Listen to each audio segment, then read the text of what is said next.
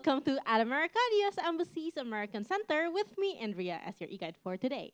Today, we will be having the 2024 Worldwide Developer Conference Swift Student Challenge Mega Submission, where today we will be talking about the event itself, hearing presentations from our fellow WWDC participants, and receive your submission for this year's event.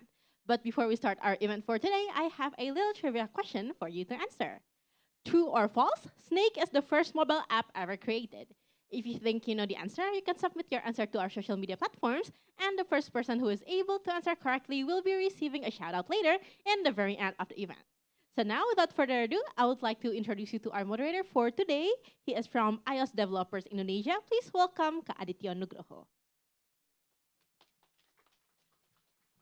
Hello, good afternoon, everyone. So here we go again. So for those of you who don't know me, I would like to introduce myself. My name is Aditya Nugroho. I'm working for the Apple Developer Academy in Jakarta, and now I'm a part of iOS Developers Indonesia community.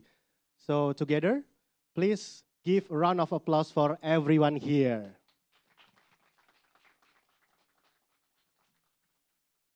All right, so today we are gonna do submissions for the Swift Student Challenge. For those of you who don't know about Swift Student Challenge, this is a challenge that's uploaded online and worldwide for everyone, especially students, developers, to apply their creativity and their apps project to the Swift Student Challenge submissions. Only by this year, Swift Student Challenge submissions is begin in February. And today, together with some schools and partners in At America, we help you guys to do a grand submissions in the Swift Student Challenge submissions today. Yep. So in iOS Developers Indonesia community, we have a lot of activities before today, specifically for online sessions. We have invited some of the WWDC scholars that's already win their Swift Student Challenge last year. Some of them are inside the communities and helping the members to improve their projects, not only in Swift Student Challenge, but also their projects in life.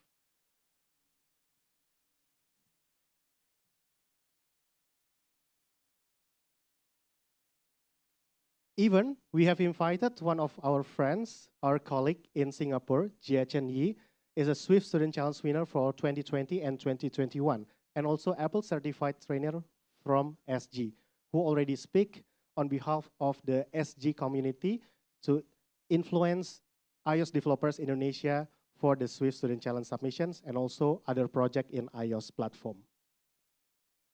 And today, we want to invite you all together with us for the Swift Student Challenge submissions, and hopefully we can win the WWDC 2024 and becoming the nominee for 350 students that can have a nominations or winning the Swift Student Challenge winners from Indonesia. Yeah, maybe applause. Good, right? So before we move on, let me help you to understand about this session. So this session will be separated into two sessions. The first one, there will be a keynote speech from our chief and the leaders of community, it's Mas Fikri. And also the second, we will have the demonstrations and also the presentation from Okta and Innovation Sellers Fellows that already create some creative apps that will be submitted today. So for the first time, and for the opening, we will invite our friends, colleague, and also chief of the iOS Developers Indonesia community, Mas Fikri. Please give a round of applause to Fikri. Okay, thank you, Mas Tio.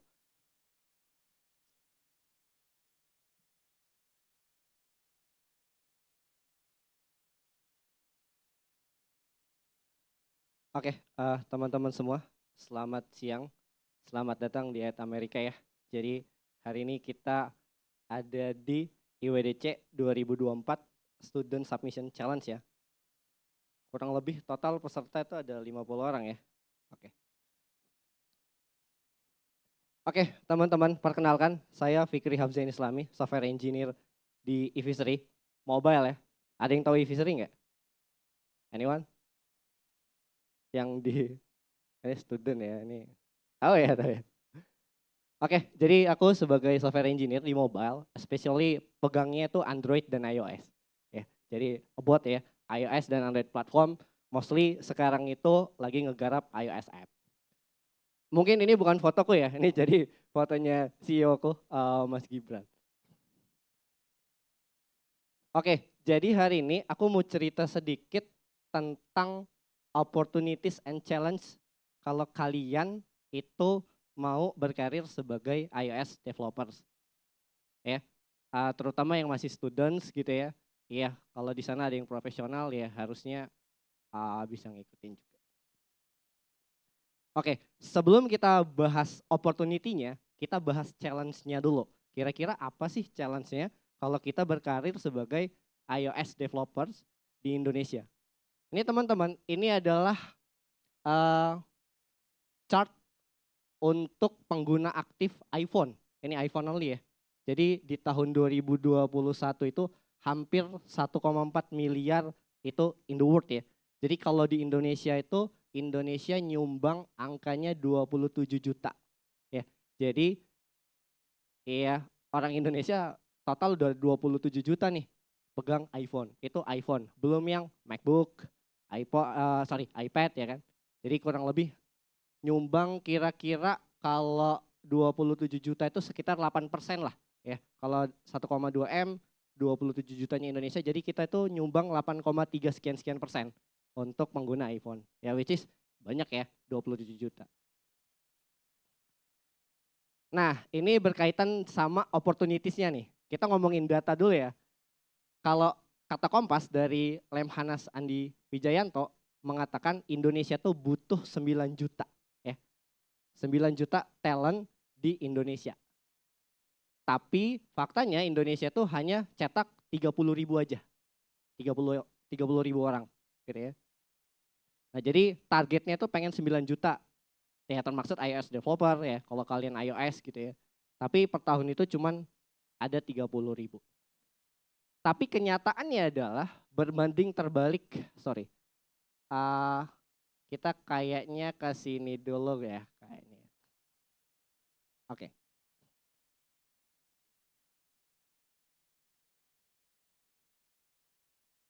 Tapi faktanya adalah berbanding terbalik terhadap layoff di Indonesia.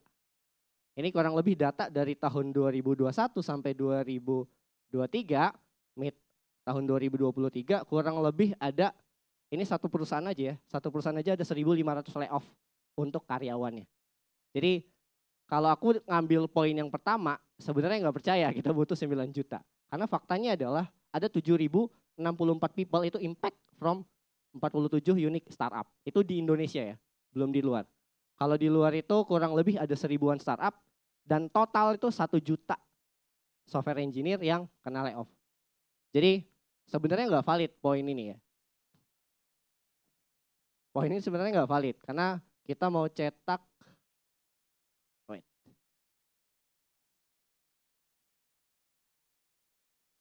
ya kita mau cetak 9 juta tapi layoff-nya aja sampai 7.000.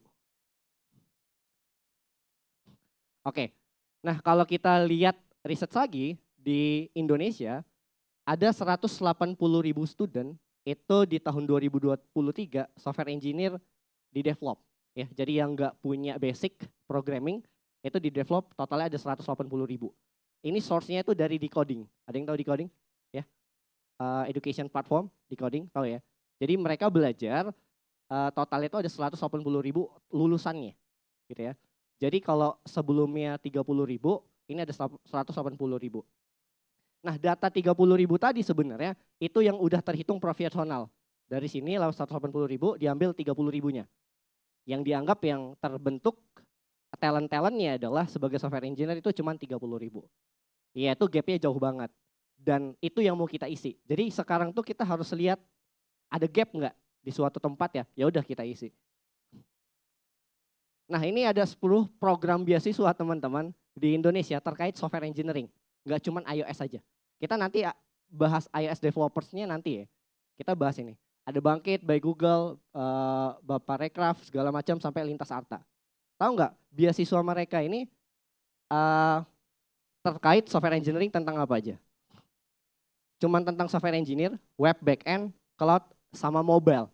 Dan mobile itu Android. iOS nggak ada sama sekali. Kenapa? Nah ini yang perlu jadi pertanyaan. Kenapa nggak ada beasiswa terkait kita untuk belajar programming di iOS, yang entah itu macOS, iPhone, dan lain sebagainya. Nah, itu yang perlu jadi catatan kita ya. Kenapa program semuanya itu nggak ada iOS gitu. Dan ini aku ngambil dari source decoding, itu ada total 905 terdaftar. Jadi ada student daftar belajar iOS, developer expert itu cuma 905. Ini yang terdaftar, bukan lulus. Jadi sedikit banget ya talent yang terbentuk dari program ini gitu. Oke, ini yang tadi. Nah, pertanyaannya adalah gimana caranya kita mengisi gap tadi? Ya, caranya adalah kita sebagai student atau sebagai profesional, gimana caranya itu melawan gap tadi yang jauh banget, sedangkan ada 7.000 orang nih. Kita fresh graduate, mau kerja nih di kantor baru ya, lawannya 7.000 orang ini. Karena mereka ke impact layoff kan. Gimana caranya kita bisa bersaing sama mereka?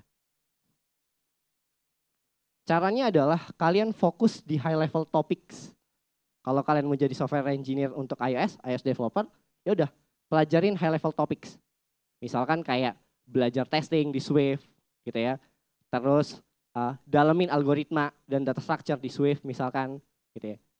Kemudian test driven development dan lain sebagainya gitu. Jadi topik-topik yang kemungkinan disepelein sama orang. Object oriented programming, pernah belajar object oriented programming? Pusing kan ya, belajar protokol ya kan, kemudian belajar inheritance dan lain sebagainya. Fokusnya ke situ.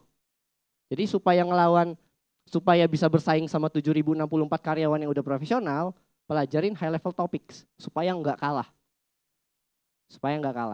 Termaksud salah satunya adalah tadi belajarin OP, Swift-nya dalemin, kalau buat aplikasi itu jangan sekedar jadi. Follow best practice-nya, ikutin praktik terbaiknya gitu ya. Ya di Google, dimanapun lah ya, ikutin. Nah, yang kadang 7.000 people ini lupakan adalah ketika membangun sebuah aplikasi iOS, mereka langsung ngoding. Siapa yang kalau punya ide aplikasi iOS app mau buat langsung coding? Dari ide, ada yang langsung coding nggak? Nggak ada? Atau buat kayak gini dulu? Nah ini sampel teman-teman, arsitektur diagram. Jadi sistem yang mau kita bangun, aplikasi yang mau kita bangun, itu sebisa mungkin digambarin dulu. Ya. Diabstraksikan nih, di dalam kepala ini diabstraksikan. Aplikasi kita ini mau seperti apa nih nanti. Nah ini, yang orang profesional pun nggak lakuin adalah mereka ngoding, itu langsung ngoding. Kalau kita lihat tahapannya di sini, dia langsung ke code.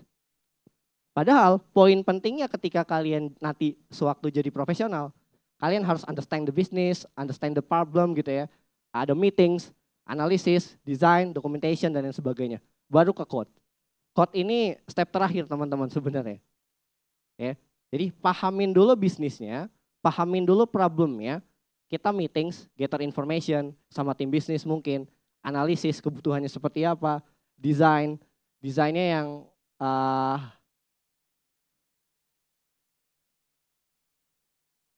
desain app-nya, misalkan kita punya fitur apa, jamu app, siapa yang jamu app? Yang punya jamu app siapa kemarin? Oh, oke, jamu app. Ya punya jamu app, nanti ada listnya gitu ya. Nah itu digambarin aja, nama kelasnya mungkin, nama UI-nya segala macam. Supaya apa? Ini sebenarnya sebagai dokumentasi kita. Jadi kalau kode itu, kalau nulis code, ngoding, ini sebagai dokumentasi. Ada kelas UI yang harus dibuat. Kalau kita pakai Swift UI misalkan, cryptofit view misalkan ya gitu ya, pakai observable dan sebagainya, ini digambarin. Ini namanya arsitektur. Jadi sebelum ngoding ya udah kita analisis kebutuhannya, kemudian baru code. Jadi nggak pure gitu ya langsung ngoding itu enggak. Nah ini high performance iOS developer mindsetnya kayak gini, bukan code, tapi understand the bisnisnya. Pahamin dulu bisnisnya, pahamin dulu problemnya, baru. Sama kayak kalian mau submission, mau nge-submit student challenge gitu ya. Kalian harus punya idenya dulu kan. Ya udah, idenya itu bisnisnya. Idenya itu adalah problemnya dulu. Mungkin kalian kalau grup submitnya, ya udah kalian meeting, diskusi dan lain sebagainya gitu ya. Baru ke code. Tapi tahapannya kalau kalian di profesional ini yang bagus. Nah, terutama ini poin nih. Kalau kalian di profesional itu nggak langsung ke code. Ada yang namanya development process. Ya. Jadi mulai dari requirements, grooming, planning, review, retrospektif sampai release. Dan ini development prosesnya muter-muter aja gitu ya. Jadi nggak langsung ke code. Ini kadang profesional pun suka lupa nih, ya, ada proses ini sebenarnya. Nah, faktanya teman-teman, kalau kalian nanti jadi profesional setelah lulus sekolah mungkin ya, atau yang udah profesional, ketika kalian jadi iOS developer, kalian itu banyak ketemu orang, ya, banyak ketemu orang. Jadi software engineer itu sehari-harinya, iOS developer itu sehari-harinya nggak cuma ngoding, ada meeting ya kan, ada ya banyak lah ya meetingnya gitu ya, sama bisnis tim gitu. Jadi komunikasinya harus dibangun. Salah satu high level topics yang harus kalian pelajarin selain belajar iOS-nya adalah ya udah belajar communication skills gitu ya. Ya mungkin bahasanya diperbaiki gitu ya, cara penyampaiannya jangan ragu, harus kesannya harus sombong gitu ya. Itu diperbaikin karena nggak cuman technical team aja nih ketika kita ngedevelop app iOS app. Kalau kalian kan sekarang submission ya udah masih sendiri gitu ya. Tapi kalau kalian kerja di perusahaan, ada yang namanya business team, ada yang namanya tester, ada yang namanya security dan lain sebagainya. Komunikasinya harus bagus, gitu ya. Jadi harus balance. Nah, ini yang paling menarik ya. Kalau kita kerja itu ujung-ujungnya apa? Ujung-ujungnya adalah duit ya, money ya. Jadi berapa? How much does iOS developer make in Jakarta sih gitu ya. Jadi kurang lebih 15 sampai 34 teman-teman. 15 juta sampai 34. Jadi kalau per tahun average-nya itu kurang lebih sekitar 300 sampai 400 juta.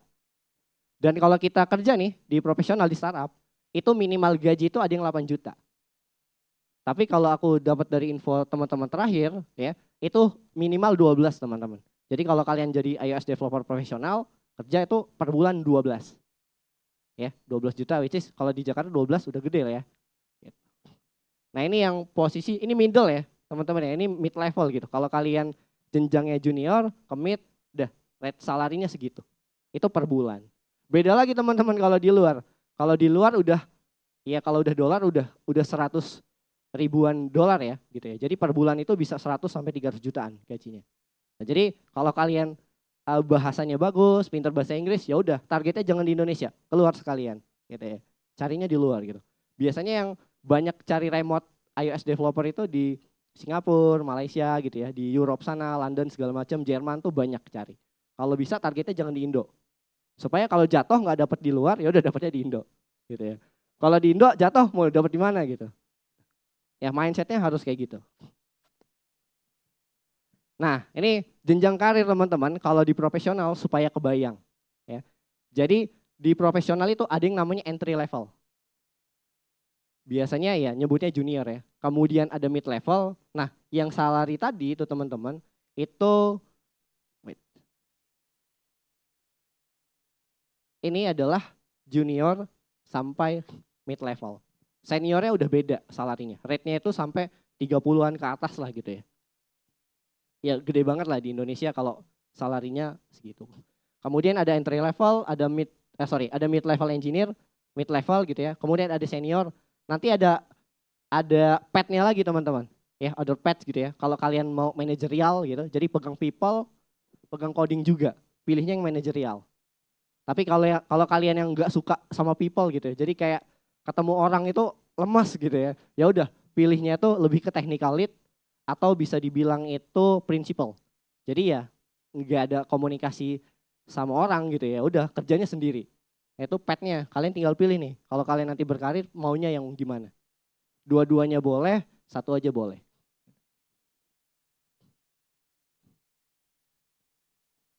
Wah, ini yang ketinggalan.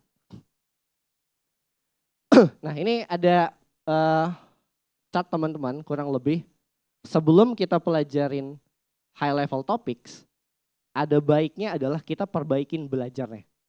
Ya.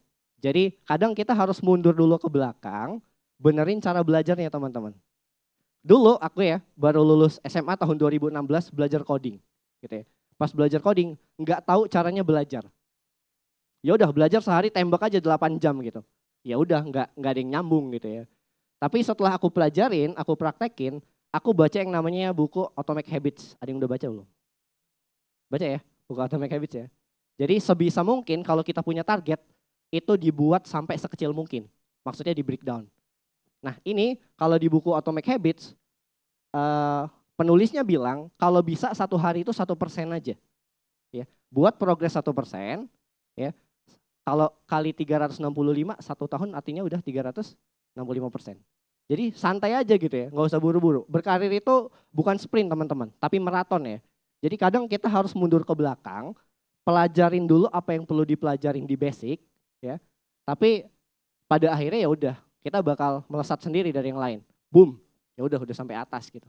Jadi pelan-pelan aja, sehari sejam, 2 jam yang masih student gitu ya. Nah ini penting, belajar caranya belajar. Jadi belajar sehari 8 jam itu salah teman-teman gitu ya. 2 jam, 3 jam cukup, tapi tahu caranya belajar itu gimana.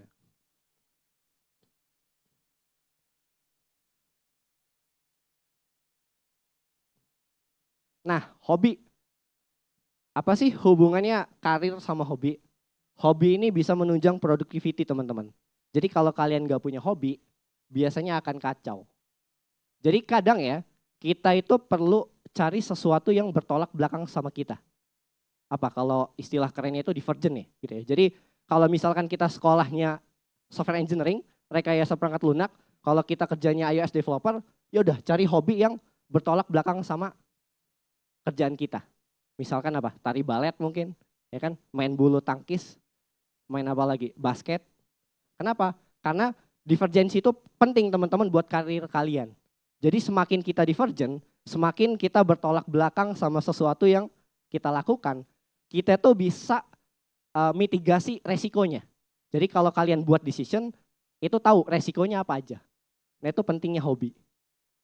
Kalau kalian jurusannya RPL, biasanya ngoding gitu ya. Kalau kalian karirnya sebagai iOS developer biasanya ngoding, ditanya hobinya apa? Ngoding ya sama aja bohong gitu. Cari yang bertolak belakang. Jadi fungsinya divergensi itu tadi teman-teman, yang bertolak belakang tadi itu fungsinya untuk ngelihat blind spot. Ya, jadi bisa ngelihat kekurangan kita. Biasanya kan kita kalau ngelihat kekurangan kita teman kita ya kan, teman kita yang biasanya ngoreksi gitu ya. Oh ini kamu nggak boleh kayak gini nih, kurang segala macam gitu. Tapi sebenarnya kita nggak perlu teman. Cari aja hobi, udah. Kalian tahu blind spot. Jadi titik yang nggak kelihatan. Jadi kalau kalian naik mobil, itu kan ada spion ya. Jadi kan ada spot yang nggak kalian lihat kan. Itu namanya blind spot. Hobi itu penting. Gitu. Jadi ya udah sehari-harian jangan di rumah ngoding gitu ya. Cari hobi lah gitu ya. Seminggu sekali, seminggu 2 kali gitu. Ini bagus buat karir kalian. Gitu sih. Mungkin teman-teman itu aja yang bisa aku sampaikan hari ini. Semoga kalian ya walaupun waktunya kurang lah ya. Kayaknya ini aku cuman ada waktu 20 menit. Jadi kalau kalian mau eksplor lebih lanjut, nanti tanya aja di grup komunitas kita tentang karir mungkin, tentang caranya belajar gitu ya. Gimana ya? Ya oke, dari aku cukup sekian teman-teman. Thank you. Selamat siang. Oke, cek. Terima kasih Mas Fikri. Fikri is our friends ya, running the iOS Developers Community together with me and the team. Dan mudah-mudahan dari sharingnya Mas Fikri ini bisa memberikan insight atau gambaran for you. I know you guys is just still a little kids, but maybe 2 to 3 years from now you will grow up to be more professionals ya. Kalian akan berpikir tentang karir, tentang pekerjaan, dan mungkin kedepannya ada yang melalui Swift Student Challenge Submission ini mau menjadi iOS developers in the futures. Dan kita sangat happy apabila jumlah iOS developers di Indonesia semakin bertambah. Begitu ya Mas Fikri? Sure. Alright, so next on. Nah, Di dalam kegiatan iOS Developers Indonesia, kita nggak bergerak sendiri, tapi kita juga bergerak bersama dengan komunitas-komunitas yang ada di sekitar kita. Salah satunya is our friends that hosting the learning provider called Innovation Sellers. Ya, kita nggak cuman menghadirkan kegiatan online, tapi with Innovation Sellers, kita juga mengadakan sesi onsite. Sesi onsite ini tentunya gerakannya kita harapkan bisa memberikan dampak langsung kepada teman-teman semuanya untuk bisa berinteraksi dengan platform Apple, minimal Apple device dengan lebih komprehensif. Nah, so without further ado, I will introduce and call my friends Okta to say something to you guys. Please give a round of applause for Okta. All right, thank you so much, Theo and the others. Okay, hello everyone, and hey students, and hello for all the participants.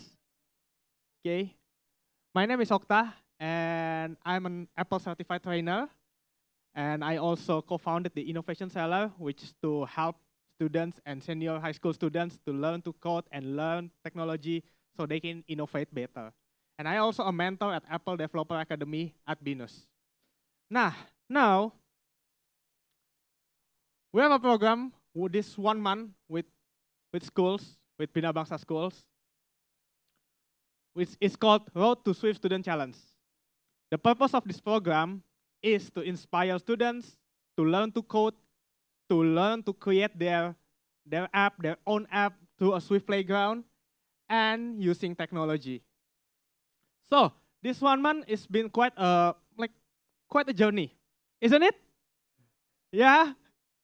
How many hours did you sleep? Huh? Some say that they haven't slept yet. All right, so let me give you a brief of this program. Is participated by 38 students, and they are coming from grade 9. Can you imagine? They learn code. They really doing something from grade 9 till grade 11. I didn't even remember what I do in grade 9. They already code a Swift code and they submitted for a global submission. Can you imagine that? Yeah, some never code before. Who never code before this program? Can you raise your hand?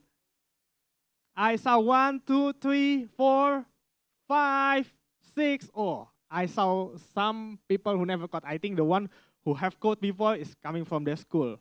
Yeah. And what's more interesting is, this is very interesting. I think if some professional watch it, or some computer science student watch it, I think you'll be surprised with this. They create a Swift playground experience using iPad, but without a keyboard, without a physical keyboard. They code without a keyboard, yeah? So you can imagine how enthusiastic our participant is to code. And they also create, as you can see here, they really express something creatively. Like they really, for example, this one, he really likes chemistry, but can you see that, like, he's trying to tell a story about his lesson in chemistry. So, without further ado, I would like, this is some of the experience that these past 2 days, they are visiting, we are meeting them offline, and we interact with them, and they really like, and they really like to interact with us, and very high enthusiasm for this Swift Student Challenge. So later on, I would like to give you some people and what they make in the playground, that represents all of them. Okay. Now, I would like to invite the 6 students. This is not the best one, but we are picking 6 students that represents all of them, representing the diversity of idea and story, and also representing the 1 month learning process. So for that, I would like to invite that 6 students. Can you come to the stage? Come.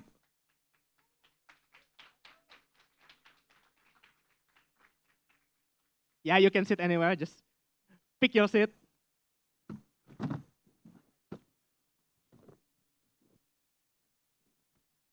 All right.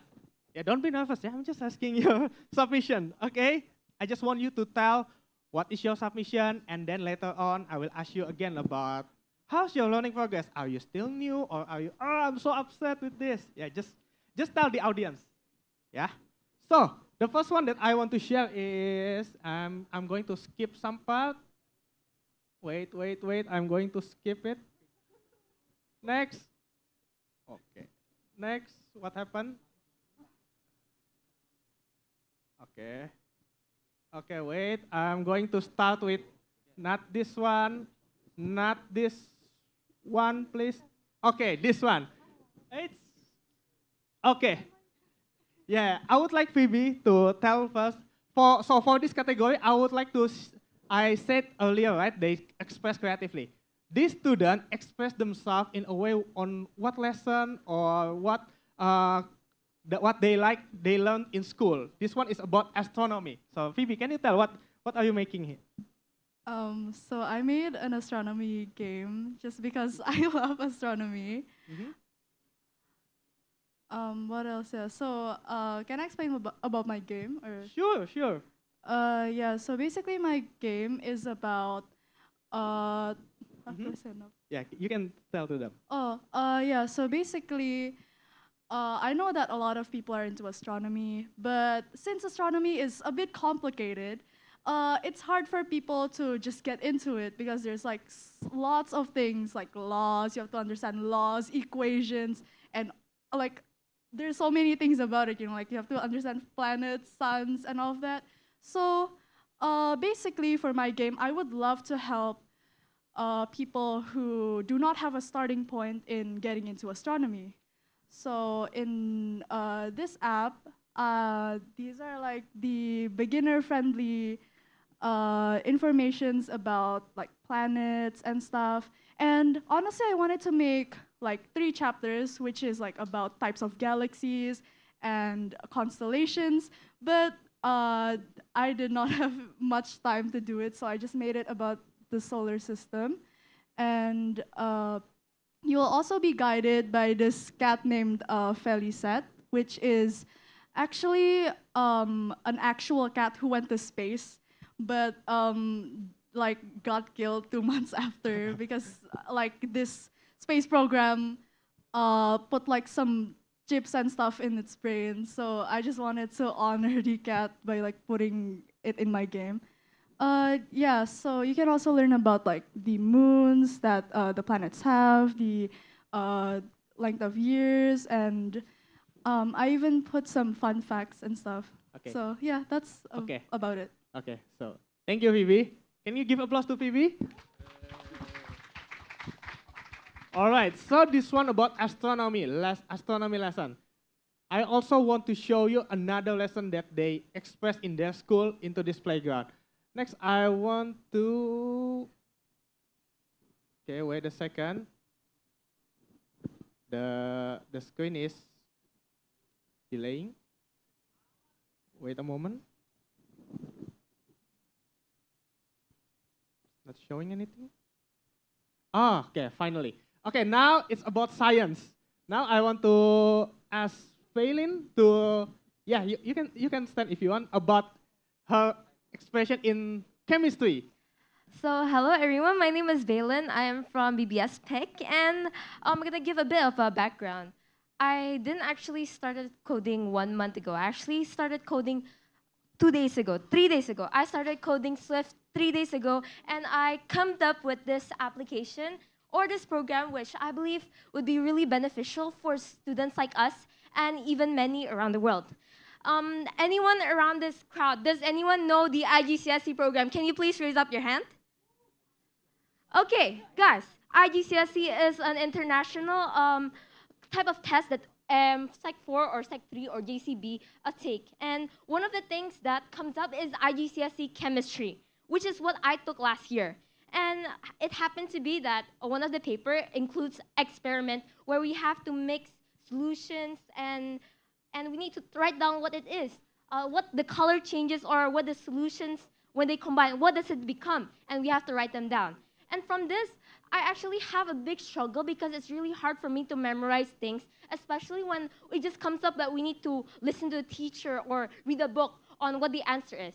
And from that on, I actually came up with this idea at the middle of the night. Why not? I make a program about testing the highlights that comes out from the IGCSE. Or this can also be used for the students around the world, especially for students or schools that does not have any lab. They can actually use this program to actually learn and test the highlights.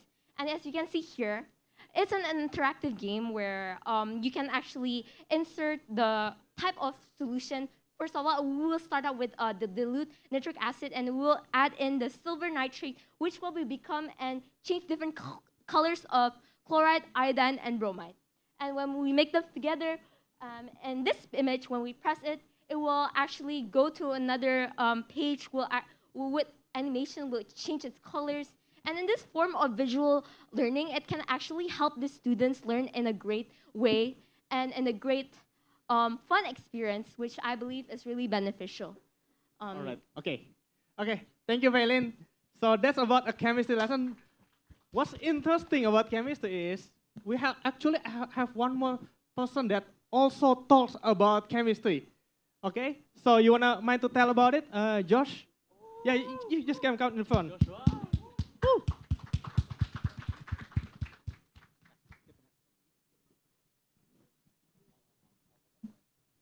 So like, yeah, also talk about chemistry. I find chemistry really interesting.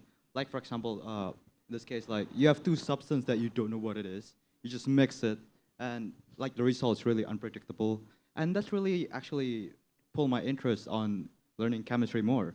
Even like before I took my JC, there's like the choices, right? You need to take. Even before I took the chemistry thing, I really find chemistry as a really interesting subject. And so in this JC1, because I'm JC1 class, we have this one topic we talk about, which is the bonding. There's like this bonding linear, trigonal-planar, tetrahedral, there's a lot more. And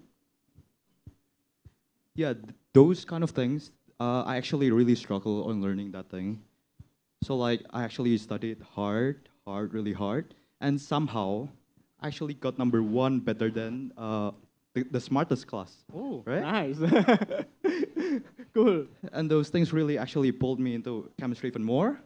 And then like actually know the struggle that you need, like the people who actually learn about bonding really need to be. So like actually create a really informative bonding. There's like this linear information, there's the angle, there's the bond pair, there's the lone pair and stuff. And yeah, this is like basic like the flashcard that you need for passing the test or something. Yeah. And those actually like pulled me into it. All right, cool. Thank you. Can you sit? Yeah, that's about chemistry. Who likes chemistry in their school? Oh, I found one. And then no one. Okay. So that's how they express creatively in their lesson and using it on the Swift playground. Next, I want also to tell you some more. Okay, I think I can start with, rather than the lesson that they are trying to tell, it is about some traditional culture that they want to share. They like maybe like some drinking it, Miss Jamu is not mistaken. So please, is this Audrey? Please, mind to tell what is this about Jamu? Do you like Jamu or something? Okay, hello, I'm Audrey from BBS Semarang. So this is my app called Jamua, which stands for Jamu Jawa. So basically, have you ever felt like super tired or sick, but you're not actually that sick to go to the hospital? Well, I offer you the solution, which is drinking jamu. Jamu, for the ones who don't know what jamu is, so it's a traditional herbal like medication drink that comes from Indonesia. It uses like many natural ingredients, and it have many health benefits such as immune boosting, digestive support, anti-inflammatory, and like many more. So basically, I want to make this app to share about Indonesia's culture, as well as where I come from, which is Central Java, where jamu originated from. And also, I also want to share this so that like people can take care of their well-being also. Yep. So in this game, it's basically an informative game, which like have many information about jamu. But other than that, there's also an interactive like gaming part where you can learn how to make the jamu. Wait, is the video playing? Okay, let me try to play it. Hopefully it can be played. Oh, cannot. Okay, it's okay, never mind. Okay, so like in this game, you just use like a lot of gestures like drag and drop, tapping, and like long pressing to like learn how to make jamu. There's also the instructions in there, so you guys all can learn like how to make them. But like, what is the main point? It's loading Okay, now. Yeah, it's moving. So there's like the instructions, and then you can just drag it to like the cooking tools, and it will get processed and everything. Yeah. And why I made this is because like I believe that over time traditions often get forgotten, and I just want to conserve it. And also like as like our world like become more modern, medication become like also more modern, right? And I'm afraid that like these traditional medicines that actually possess a lot of health benefits will get forgotten also. Hence, I want to share it with the whole world. Yeah. Other than that, yeah. Thank Okay. you, That's all. Audrey. Okay. Thank you. Give applause for Audrey. Okay, next is also about traditional culture. Who likes to play pink suit? 100%. So, when to tell about this pink suit? Hi, I'm Fan from PBS Semarang, and this pink suit game. I made this pink suit game because I was inspired by my grandpa. So back then, I used to play pink suit. I used to play pink suit every day with my grandpa. I used to play pink suit every day with my grandpa, and then, but last year he passed away. In 2017 he passed away, and then I decided, why not I implement our old traditions and experiences to with technology. So I made this game, right? But this game we also not only play pink suit, but we also learn how it works. The little story behind it. Here's the video. Then the tutorial, and it's a game. You will go against CPU there, and then at the end of the game, there's this text. It's like the moral what you learn from the game, and after that you can play again and or not go back to the menu or leave the game. That's basically it for my game. Thank you. Okay. Okay. Thank you. Give applause. Okay. Okay. We have seen some students who express themselves to the lesson that they like. Some students to the culture in Indonesia, and we can also do code to express our hobby. For example, like this. This one, I will try to express himself to basketball hobby. So please tell us, what is this? Hi guys, I'm Sayaro from BBS Semarang. So first of all, who here likes sports? Yeah, I see a lot of hands. Yeah, so yeah, as Mr. Okta said before, yeah, this is one of my hobbies, basketball. Yeah, and the reason why I made this one is because, I grew up playing basketball, with my families and with my friends, and as a foreigner here in Indonesia, I usually like need to adapt to like the certain cultures around Indonesia, right? But then, yeah, with the language barrier that's like standing between me and Indonesians, one of the easiest ways for me to socialize or interact with the locals is through basketball. Yeah, so yeah, I got very inspired to make a game about basketball. So I want to share like the fun between like basketball and gaming at the same time. And yeah, it's just a simple like shooter game where you can tap like the ball and it will like shoot into the ring. And yeah, it's very beginner friendly and it will be like easy to use and easy to play. So yeah, that's it. All right. basically. Thank you. Give applause again, everyone. And again, rather than basketball, we also have another hobby, which is board game. All right. Can you tell us, Mike?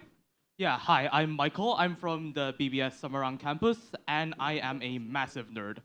I love tabletop games, I love board games, I love role-playing games, right? So the thing is, not many people here in Indonesia, are into board games. They prefer like video games and stuff.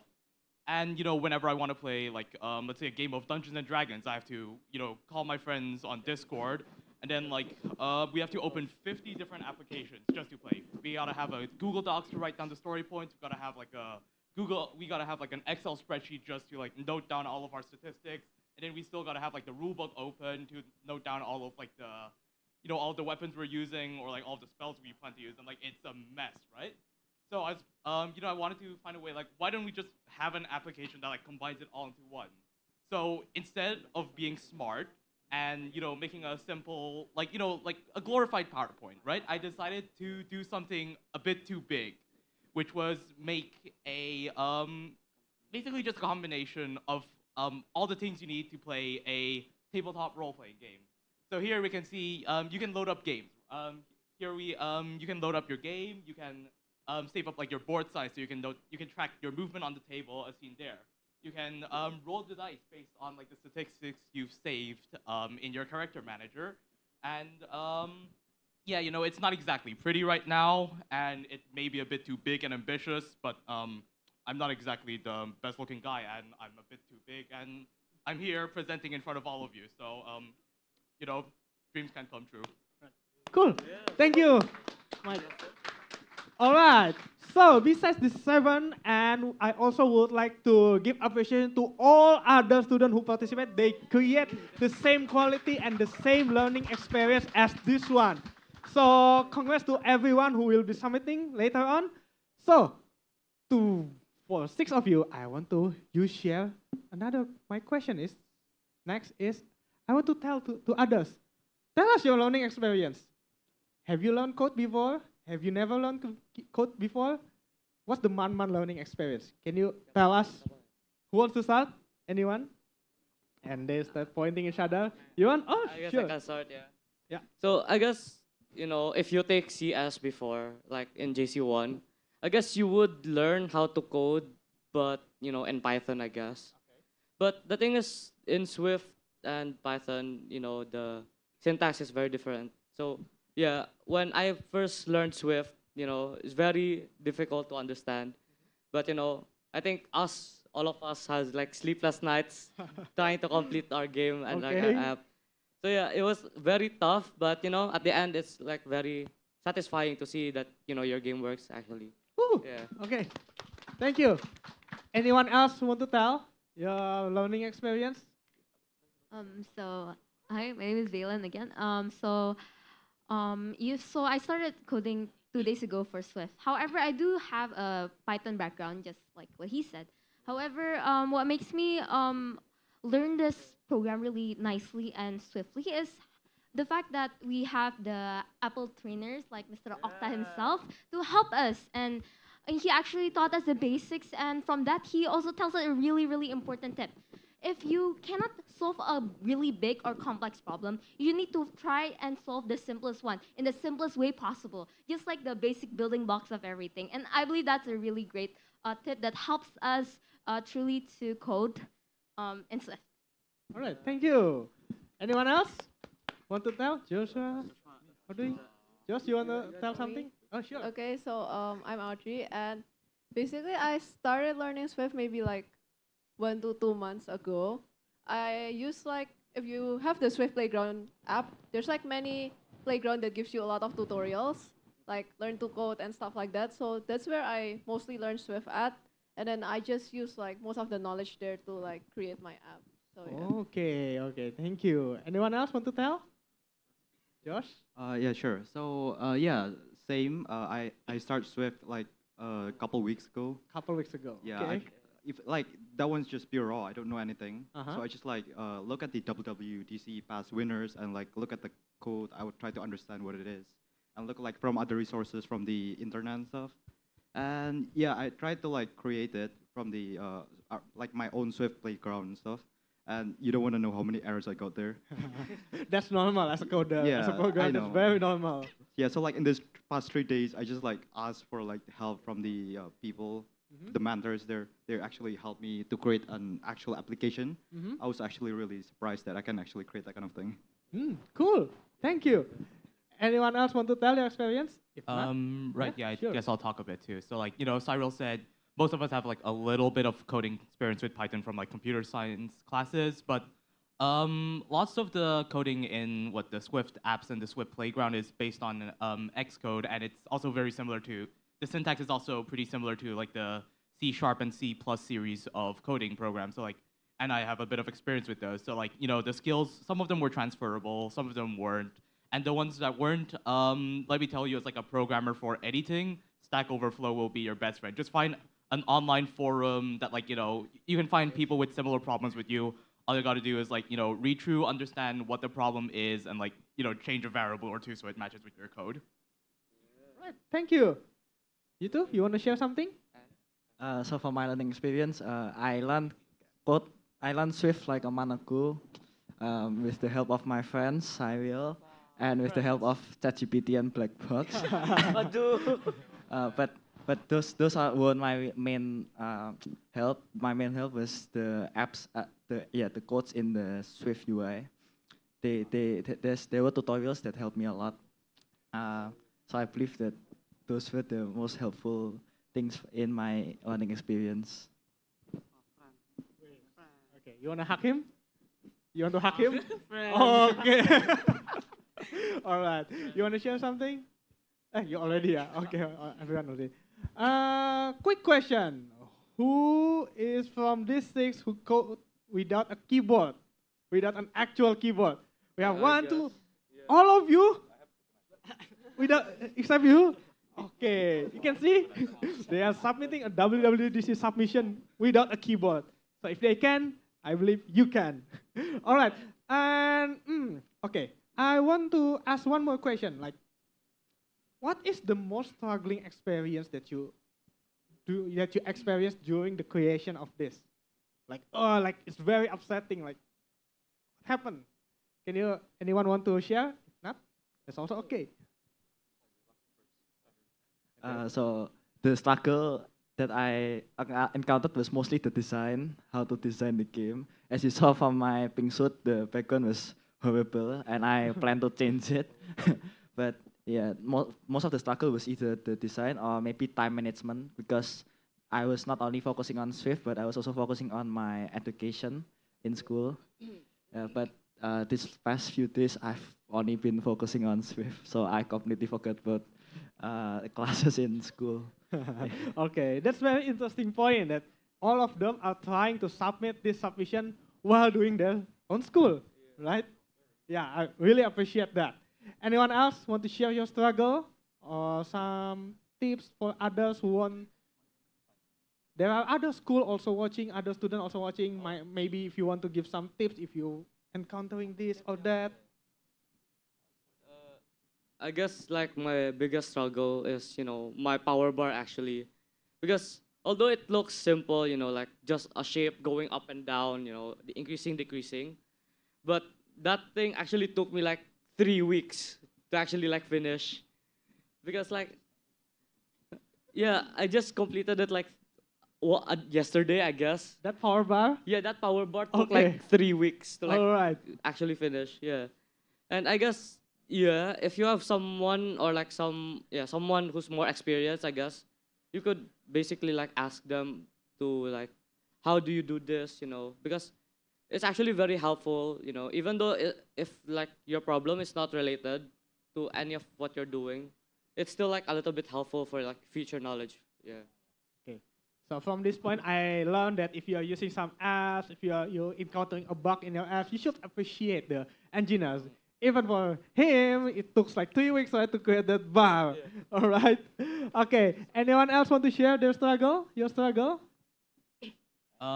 Yeah, I think just in general for me, like my biggest problem was like, obviously I had problems with the code. I spent like, hours just trying to fix tiny bugs that all I need to do was like delete one sentence or add like a couple of brackets somewhere. But like I think for me, like my biggest problem was like just everything management, because like, everyone here, they manage their time like well enough. And like they had like the scope of their app, like it's pretty simple, but like it was effective. Like so they just focused on one thing that they really wanted to do. I did not do that. I chose 3 things that I really wanted to do, and I did not end up doing all of them as well as I could have if I just focused on one. So like, I think the thing to take away is like just focus on one thing that like you really want to do. Drop everything else that like it's gonna get in the way, because it's better to just give one like it's better to just give one good thing rather than like 3 mediocre. Yeah. Yeah, I really like that quote. Yeah, rather than you are trying to create everything, everything is looks like good, but it's more better if you focus on one and really be good at it, right? Yeah, thank you. Anyone else want to share your struggle during the development? Any upset moment like you want to throw your iPad?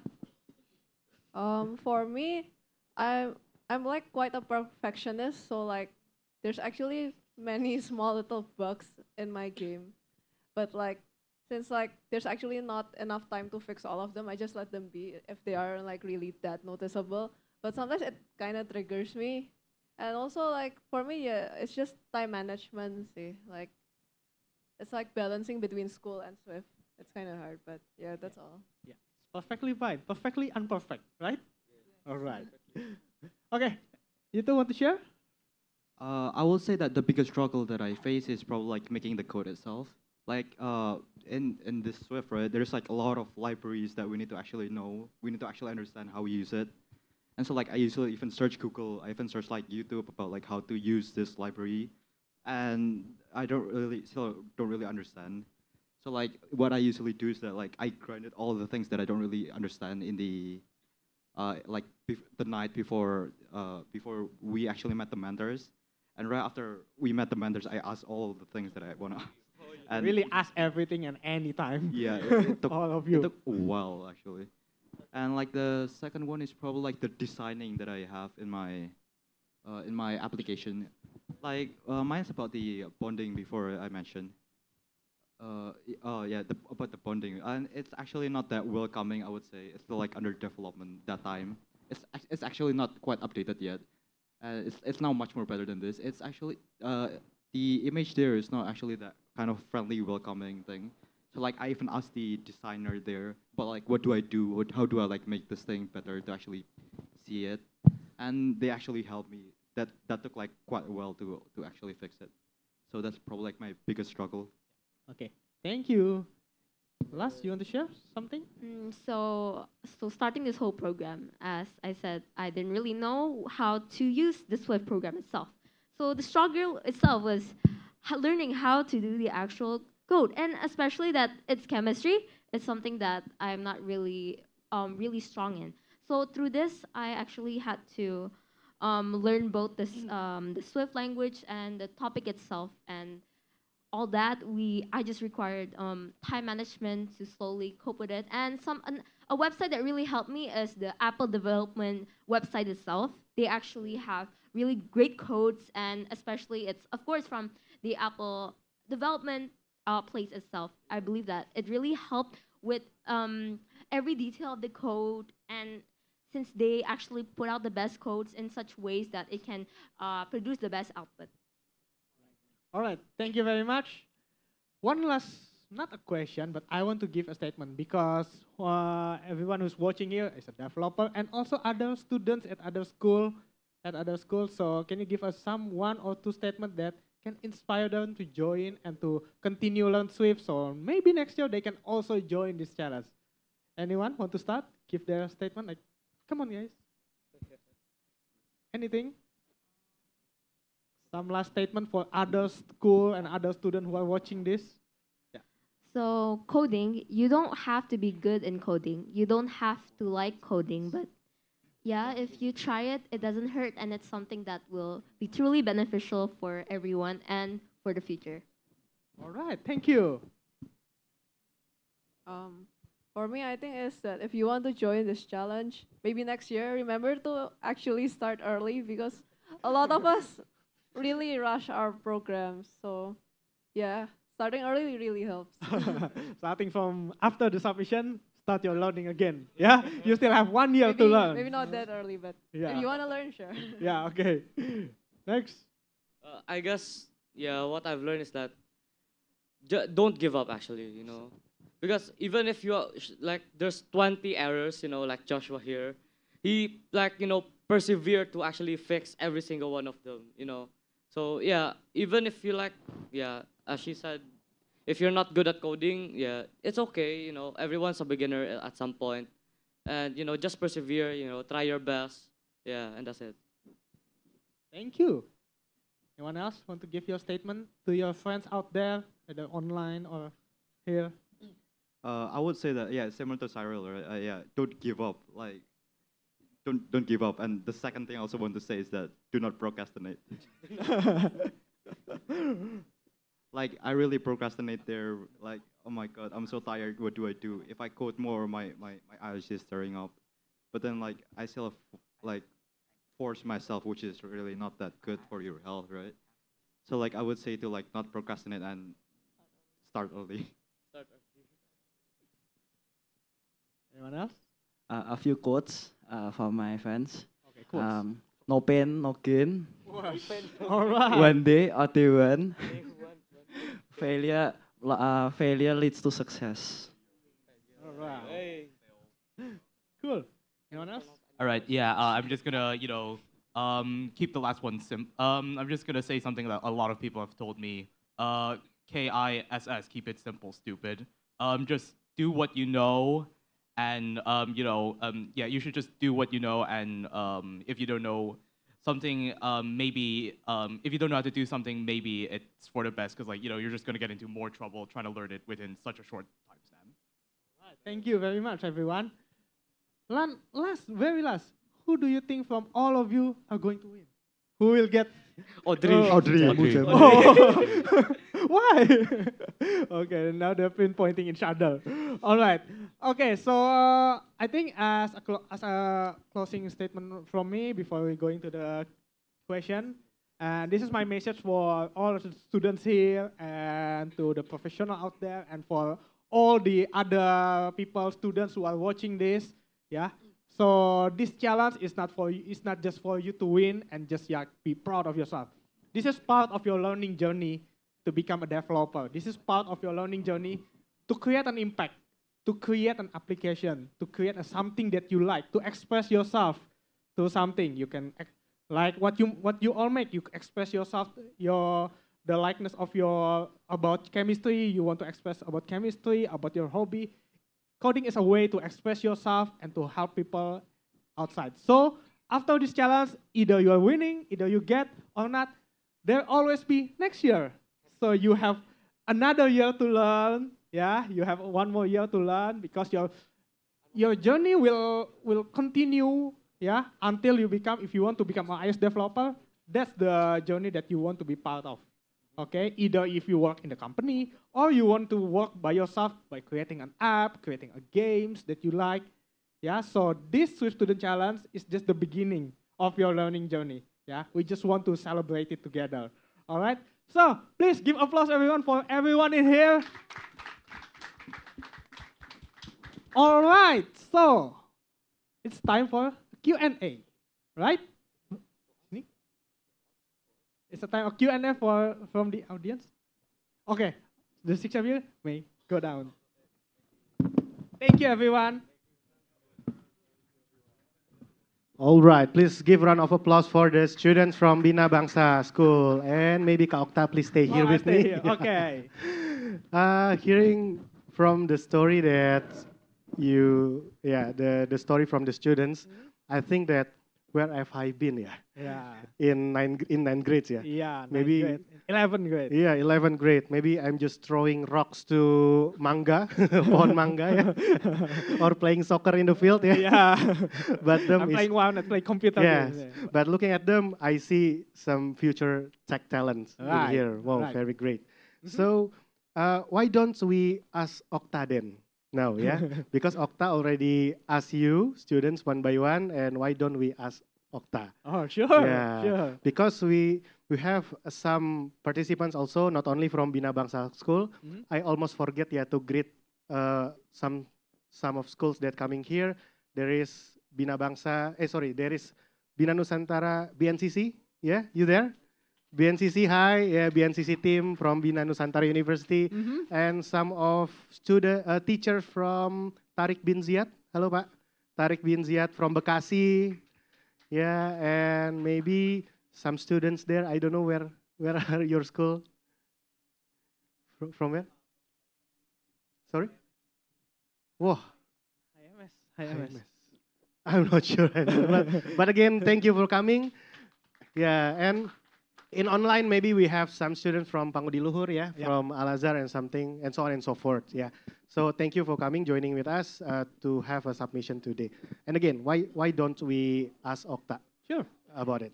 Anyone want to ask something? Yeah, if you want to add, you can raise hand. But before that, I want to ask you first, Okay, sir. you're the one who Yeah. was asking me.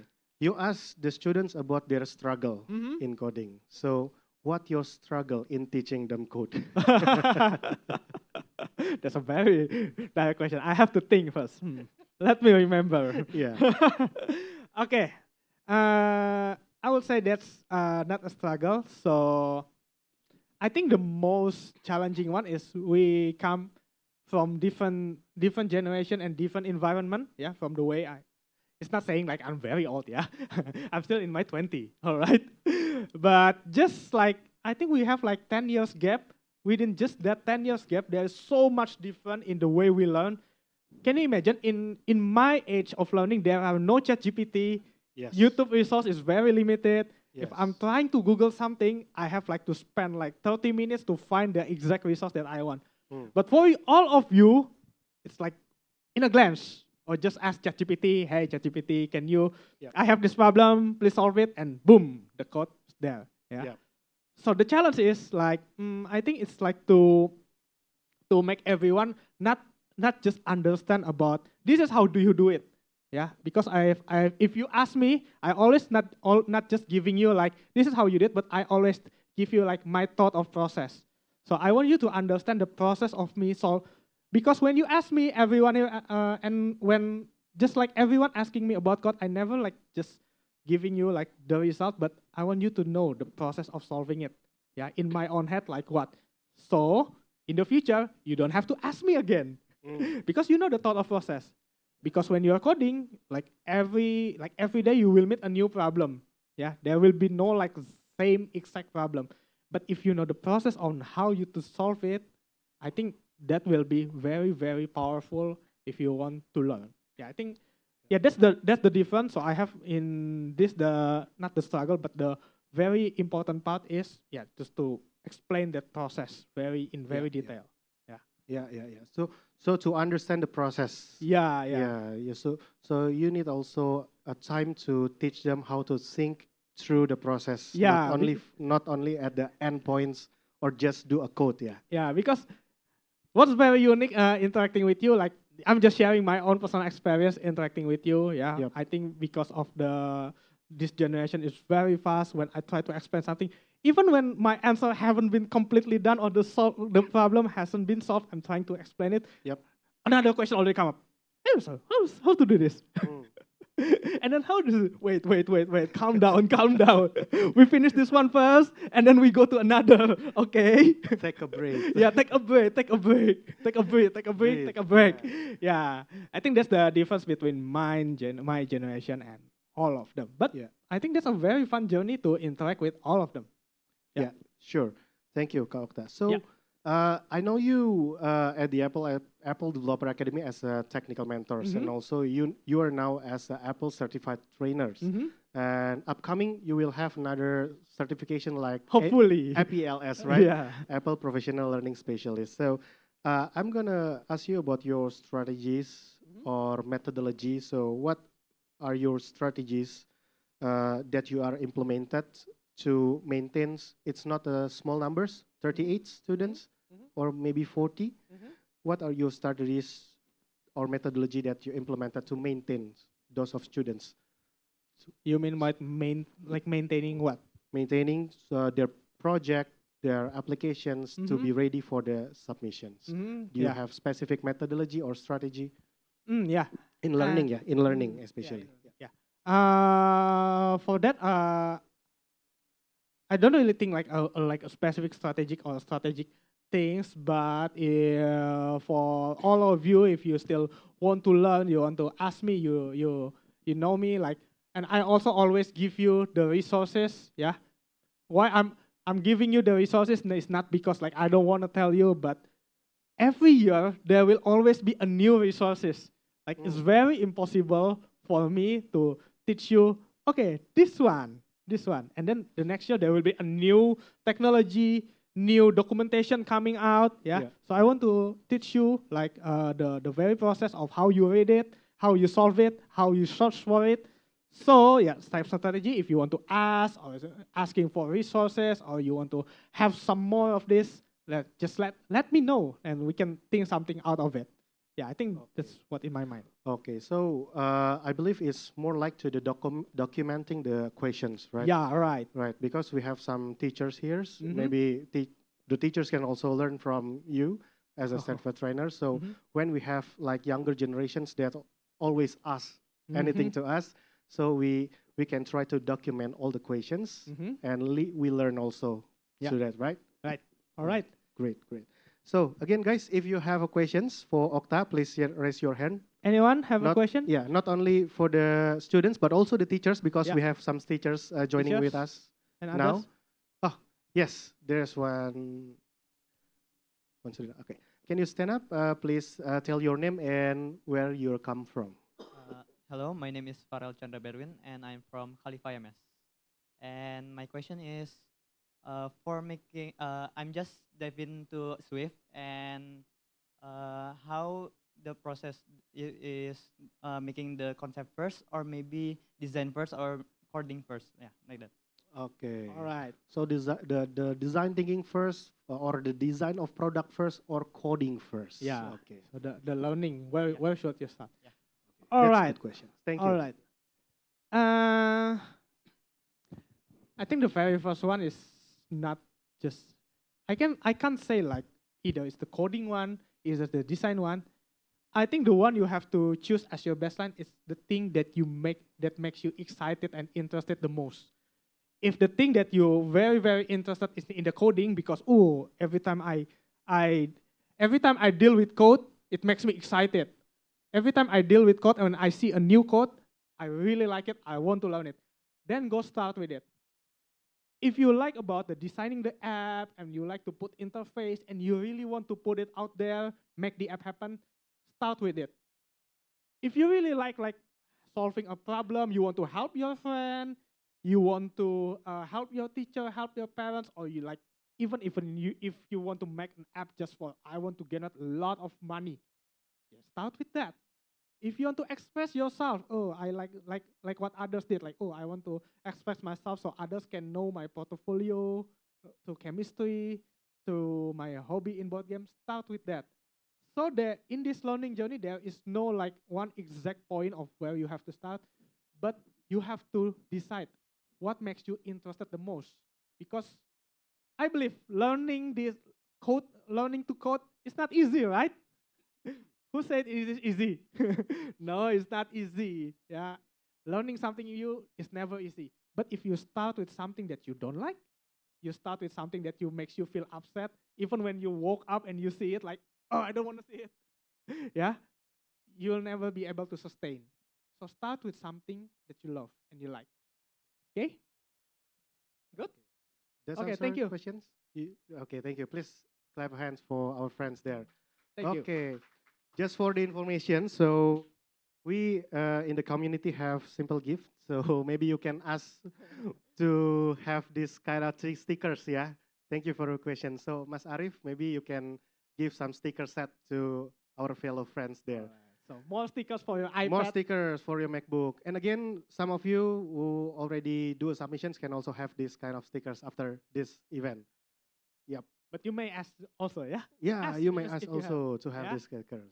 Sometimes don't ask me all about code, yeah? Ask me anything. Okay, again, maybe some of friends, not only from Bina Bangsa, maybe from BNCC if you have questions, or maybe some of our students from iOS Foundations. Hi, if you have questions, You have just any question from the press hand foundation? to Okta. Or the So, teachers, you want to ask something, anything? yeah, continuing our previous questions about the learning path, yeah, the learning path on how I can create an app in Apple devices, especially Swift Playground. Could you please explain more about the resources that we can use? We know that in the internet there is so many resources that we can access, right? For free or even for pay, right? But as your preferences as a professional, could you please assist us with several resources that we can use to learn. Yeah. All right. So the main resources that I will, this is not just about Swift. This is for any kind of language or any kind of stuff that you want to learn. Always start and learn from the official one, the official documentation. Yeah. So in this case, if you're learning Swift, start with learn from the Swift, the Apple developer documentation. Yeah. Especially about if you are all using Swift UI. Swift UI has a set of tutorials that Apple already provided. Yeah. And if you want to learn some more framework, new technology, always start with the developer documentation. Why? Because it's the most updated one. And I know some official documentation is sometimes it's really hard to read, but it's the most updated one. So start with it, yeah. See what it's trying to tell, and after that, if you want to go to the tutorials, you want to go to ask the Chat GPT or anything, then do it. It will make you more.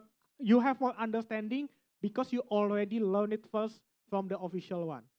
So yeah, for the next learning journey, yeah, you can start from the Apple developer documentation. They have sets of basic tutorials. You can go to, if you are using iPad or Mac OS, there is a application called iBooks. In iBooks, there is a set of book about app development with Swift. They have they have touched the very basic. And if it is not enough for you, then from there, from your understanding from there, yeah, you can search online, go to ChatGPT, watch some video on YouTube, but make the official one as your baseline because it's the most updated one and also it's most accurate one. Yeah, I think that's what I want to tell. Yeah, yeah, yeah. Wow, that's great. So maybe it's a bit out of topic, but I'm eager to asking you these questions regarding to the AI generated tools, Okay, right? yeah. Yeah, as we know that we always mention about ChatGPT, but now it's not only ChatGPT. We now have the Gemini, yeah, the second version of the Bard AI, right? So the AI generated tools that helps us a lot in many ways and many Right. works. Yeah, I did as well. I did as well in learning some of programming, not only for Swift. I'm using the AI generated tools, and yeah, it works really well and it's amazing, right? It's Right. saving so much time. And again, I'm eager to know from you as professionals. Do you have any best practice in using the AI generated tools so we are not only use that, but we can learn from that to make our code maybe cleaner or efficient, something like that. Yeah. For me, I'm trying to see like before the AI, there is like the whole bunch of internet content generated in the internet coming up. Yeah. Before the internet, there is so much good teacher out there.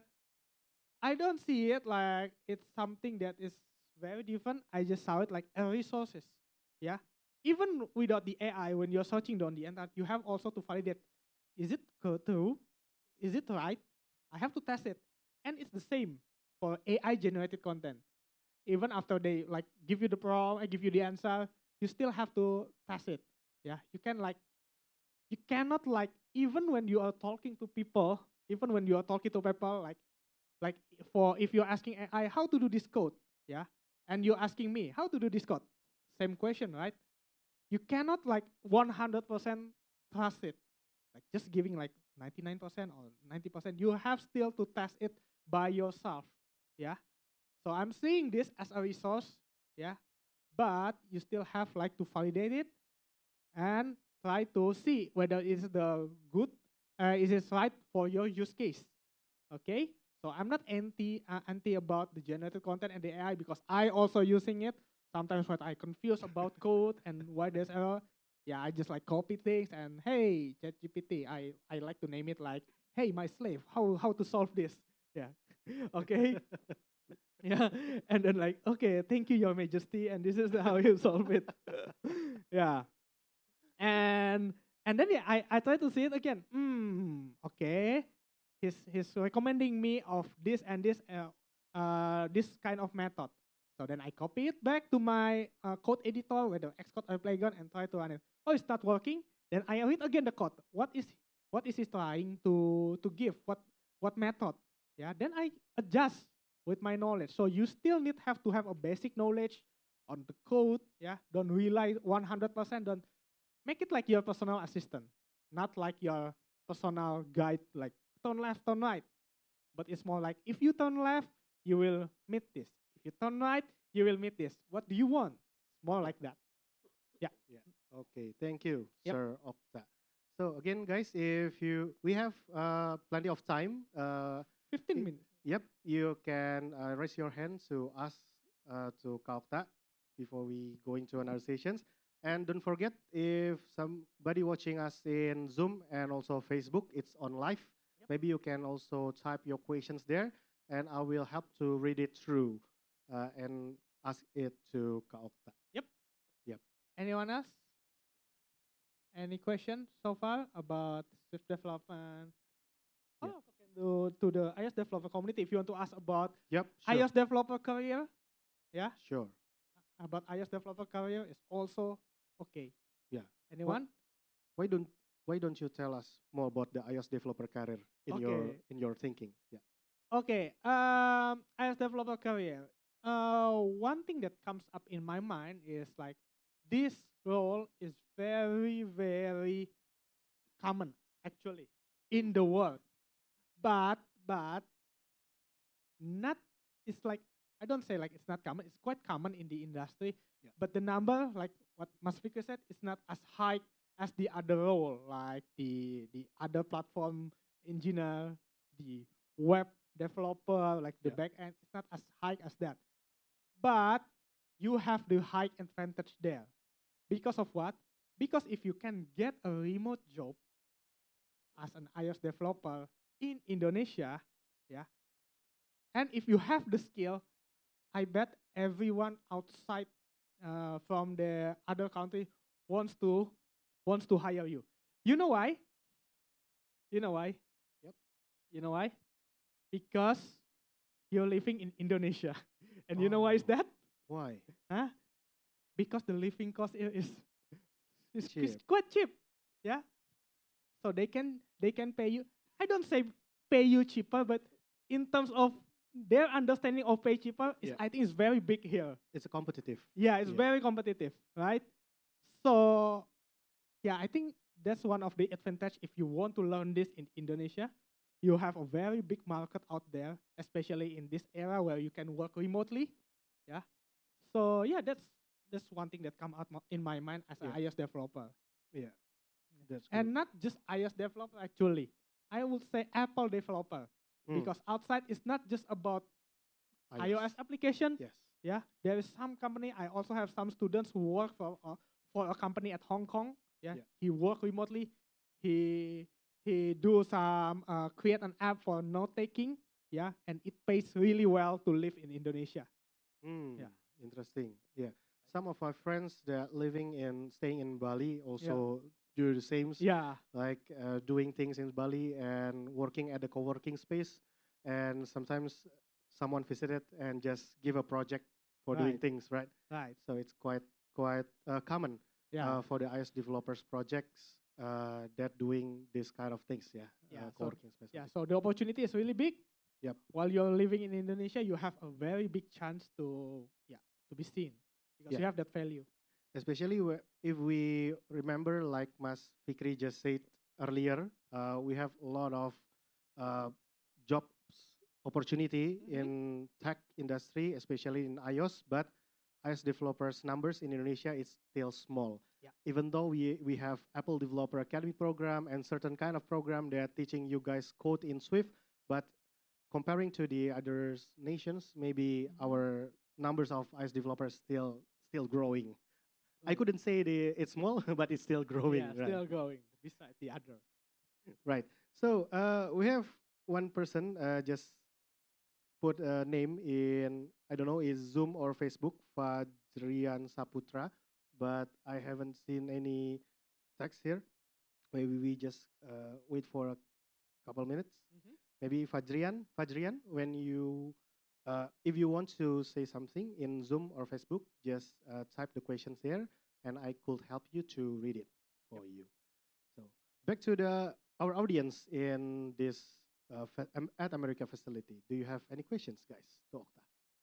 We have still time. Yeah. You have questions? Okay.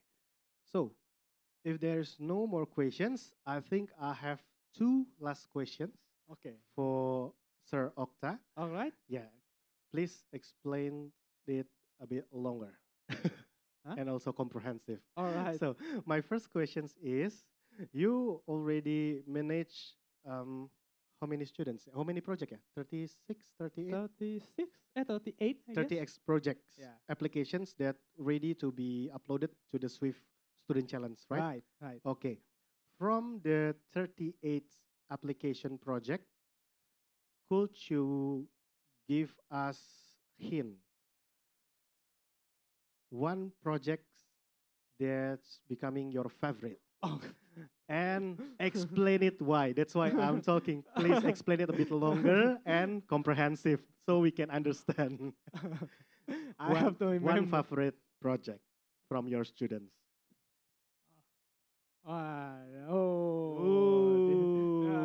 Theo asking me a hard question, yeah? You want one or more, or two or three Huh? can. Okay, okay. I think I'll just remember because I didn't like interact with all of you, yeah, because some mentor that interact with you, and I just tell someone that I met and I interact with, yeah. And actually, the one who's leaving, because I remember like in my high school, I also like anything about astronomy. So what Phoebe tells about astronomy is I really engage with it. Yeah, because during senior high school, I also like to read about planets, Yes. about when learning. I think it's around 12th grade, Yes. learning about quantum physics and learning about Yes. what do you call the EMC? Yeah, EMC. the chemical physics things. Yeah, that EMC, physics the is energy. really interests me. Even I even bought a book that Albert Einstein wrote. Yes. Yeah, about the relativity theory. Yep. It's just I think it's just my impulsivity by because when I read it, like, oh, I don't understand anything. But I really like those kind of thing. Yeah. So yeah, that's one of my favorite project about astronomy, and especially the one who is talking about physics. Yeah. I don't know. I haven't seen. I seen about chemicals, but anyone talking about physics? Yeah. Yeah. During my senior high school, I also like physics lessons. Yeah. So anyone who create things about science, I really like it. Yeah, I think that's the So project that I like. who's the developer's name again? Huh? Who is the developer's name again? The one The who make, students? Yeah, who it's made- Phoebe. She already Phoebe. Yeah, she already Phoebe. went home. Oh, already went home. But we Yeah. can give a standing applause for Phoebe again. Yeah. Yay, Phoebe. Phoebe Alright. is the most favorite from Okta, yeah? It's because the topic, the astronomical topic, and yeah. physics science things. Yeah. But it doesn't mean that all of you is not Okta's favorite. Yeah, because Again, yeah, you guys is Okta yeah, favorites actually. the basketball is good, but I don't play basketball. Yeah, my hand is always like. Okay, Okay. so my last questions. Mhm. So I told you that I have two questions. Yeah. That was my first question. So this Alright. is my last questions. Yeah. My last question is pretty general. Mhm. It's not only for your students here from Bina Bangsa. It's not only for others community that Mhm. coming to our place here, Mhm. but also for our professional and also the teachers. Yeah. Yeah. Could you give more encouraging statement to Mhm. us, everyone in general, Mhm. in find our ways to learn about code and what we can do in the futures? Yeah. Yeah. I think when we're talking about code, we're talking about technology. Yeah, changes that is coming over the year. My message is for you, students, professional, and the other one is like to the technology will never stop. We are we are on the progress of always changing, always something new to learn. So when we are talking about coding on specific things, don't just focus on the technical side, but put your mindset in the right way. Why do you want to learn it? Why it is important for me? Why it is matters for me or for everyone around me? Putting that foundation aside will be the very, very baseline for you to sustain your learning journey. Because learning is not easy. When you are learning something, you are learning something that you never meet before. You are gaining some new knowledge that you sometimes it's uncomfortable for you. Yeah, just like what I told to Farrell, start with something that excites you, that interests you, that you love, that will make you sustain the hard process of learning. Either it is code, or if you are a professional, when you are meeting some new error, yeah, even it's something as for all the teachers here, if you are trying to interact with student that is different from you, that's what will make you sustain in a longer run. So I think that's my message for everyone in here. Okay, again, please give a round of applause for our mentors, Okta. All right, Okta, please Okay. sit here. So, guys, we already in the middle of our sessions. I mean, it's going to an end, but we still have one things that Yes. we want to do. That's why I'm asking Okta to sit because I know Okta is already standing here 30 minutes. I believe it's tiring, right? So next we will have a submission process. Right. Do you guys ready for the submission? Right. No? Anyone ready? Some of you maybe not. It's okay, but some of you will be ready for the submission. So let Okta takes us through to the submission process. Yep. That will help you to submit Yeah. the Swift Student Challenge. Yeah. So let's just run through the submission. Yeah. If you already want to submit, yeah, just submit it. Okay. Okay. Nah. Then and for everyone who haven't, I will just give you a brief introduction of what it is, yeah, and what you need to fill in the Yep. instruction. Yeah. Okay. And So again, maybe adding to that, and again, this is still 23rd of February, and the submission deadline for your information is 25th February. So you Right. still have 2 days yeah, until yeah. Sunday, right? But in this event, I will guide you through on the submission process. So just put it in your notes or in your things. Yeah. Yeah. Please click. Yeah. Okay. Yeah. All right. If you want to do a submission now, I see some of you already open your Mac and open your iPad. You can do with us together. Yeah. Right. Even if you're not, it will be good if you follow it, so you know this process and not getting shocked when you Yes. want to submit. Okay. That's true. So please make sure open the Swift Student Challenge website. If you don't know the website, just type it in the search engine, Swift Student Challenge, and click on the apply, right? The apply button. Okay. So I will give you some time to open it and to prepare your internet, your hotspot. Yeah. If you already opened the website, please press apply now. It will take you to the form. Maybe some of our viewers in Zoom, in Facebook, also can join us together, yeah, Yeah. for the submission today. Okay, I will give you a minute.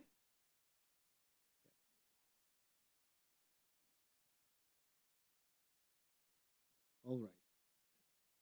It will be great, yeah, if we can So- have music maybe, yeah. Yeah, the AV team, maybe we have some chill music to take us through.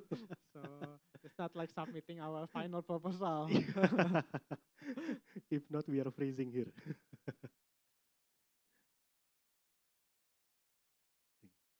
All right. All right. Yeah. Have some music? No music? Never mind. So if you can already open it, please, on the first section, please put your Yep. name, your full name, yeah, and email. Yeah. Just make sure your email, it will be much nicer if you put your email the same as your Apple ID. Yes. Yeah. But again, if you are not using your Apple ID, it's also fine. Yeah. But make sure your email is active email. Yes. Otherwise, you will not notice when you Right. get the email from Oh. Apple team. All the announcement will go to this email, so make sure you type it correctly. Okay. Yes. I think some of you might be asked to sign in into your Apple ID, so try to sign in first. And don't forget our blood is plus 62. Yeah. Or maybe some of you have another country's numbers, yeah. But we recommend you using the plus 62 because we are from Indonesian providers. Right. And don't forget to put your real age, yeah. Because you're in still high school doesn't mean it affects your judging process. They just want to know where you're coming, how's your age, yeah. So put your real age there. So for the age is segmented into two groups ya, Kak Okta. Yeah.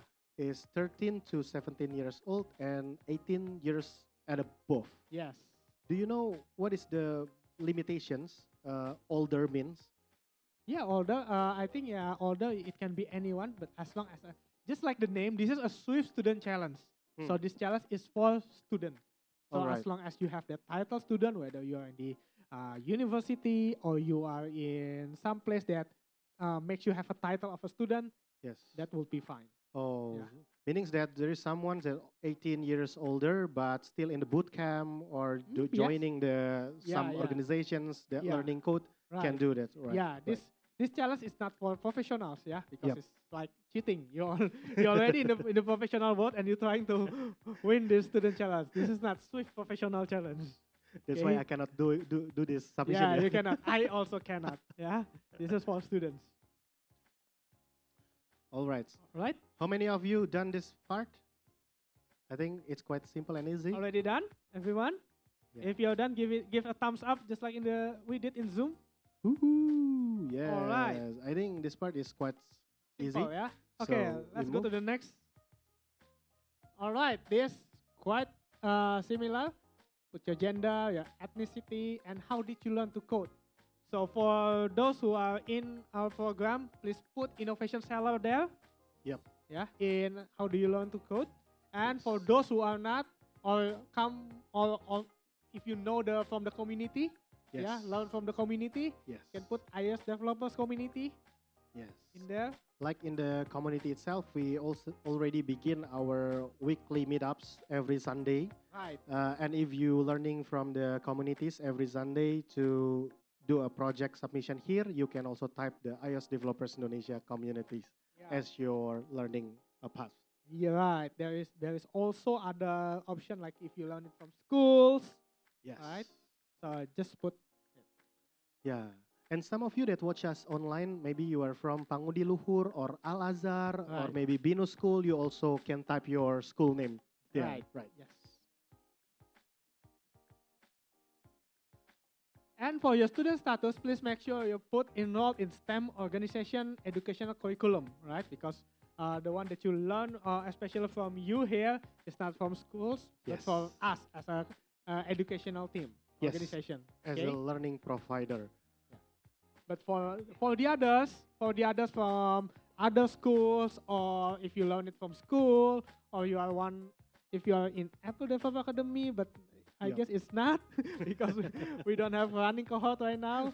Please put it there. Yeah, actually we have, but I'm not sure they're watching us or not. But again, if you are from Apple Developer Academy, which is our last year cohort, or maybe upcoming cohort, because some of my friends just say to my ears there is Oh, okay. 4 to 5 Okay, upcoming cohort joining. Yeah. Oh, there is 5 students joining. So yeah, if you are watching it online, please make sure you Yeah. put enrolled in Apple Developer Academy. Yeah, and for everyone here that inside the app facility of At America, you can choose enrolled in a STEM organization educational curriculum such as Innovation Sellers. All right, everyone good? No trouble. All good? I think we give a couple minutes Minutes, here, all right, yeah, sure. because sometimes maybe some internet connections. And we see that in the last selections, there is graduated from high school or equivalent in the past 6 months and receive waiting acceptance to an accredited academic institutions.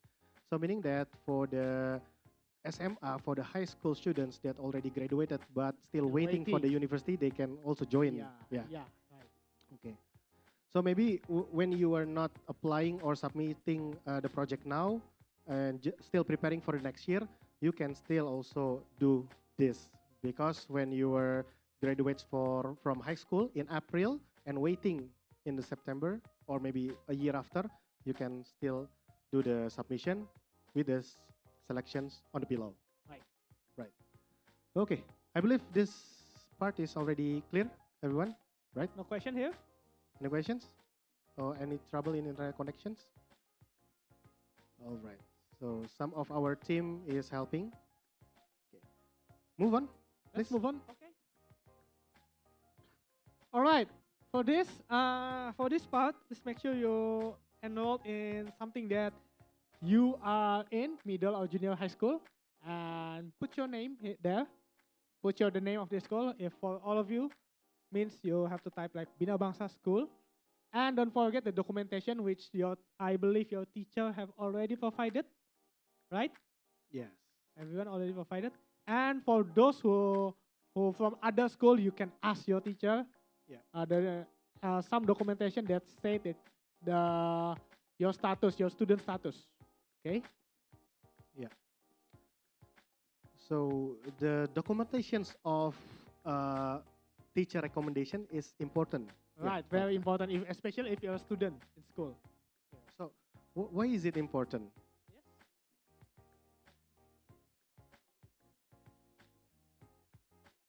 Okay. Wait a second. Okay, again. Okay. Yeah. I think, yeah. I think, yeah. Okay. For the students, I think for the previous student status, you can choose just enroll in academic. Yeah. I think you have just to pick this one. Enroll in academic institution, because it will ask about your school information there. Okay, sure. So for you guys here, please choose the enrolled in accredited academic institution official homeschool or Yeah. equivalent. Yeah, that's I think the STEM member is just for some organization that is already listed on Apple by Okay, Apple. sure. Yeah. Right. So just choose the most top one. Right. So moving on to this part of the documentation submissions, why is it important about the recommendation letter from your school or maybe the university? Because again, this challenge is dedicated for students, right? That's why this part is quite important to make sure the committee from Apple's developer that handling this kind of submissions globally can determine which is you are professional or you are still in the students level. And if you're already done, you also need to put your supervisor contact, which means your teacher. Supervisor in school. Yeah, school right? supervisor, teacher, Schools, right? Teachers. Yeah, yes, so your definitely. teacher. Yeah.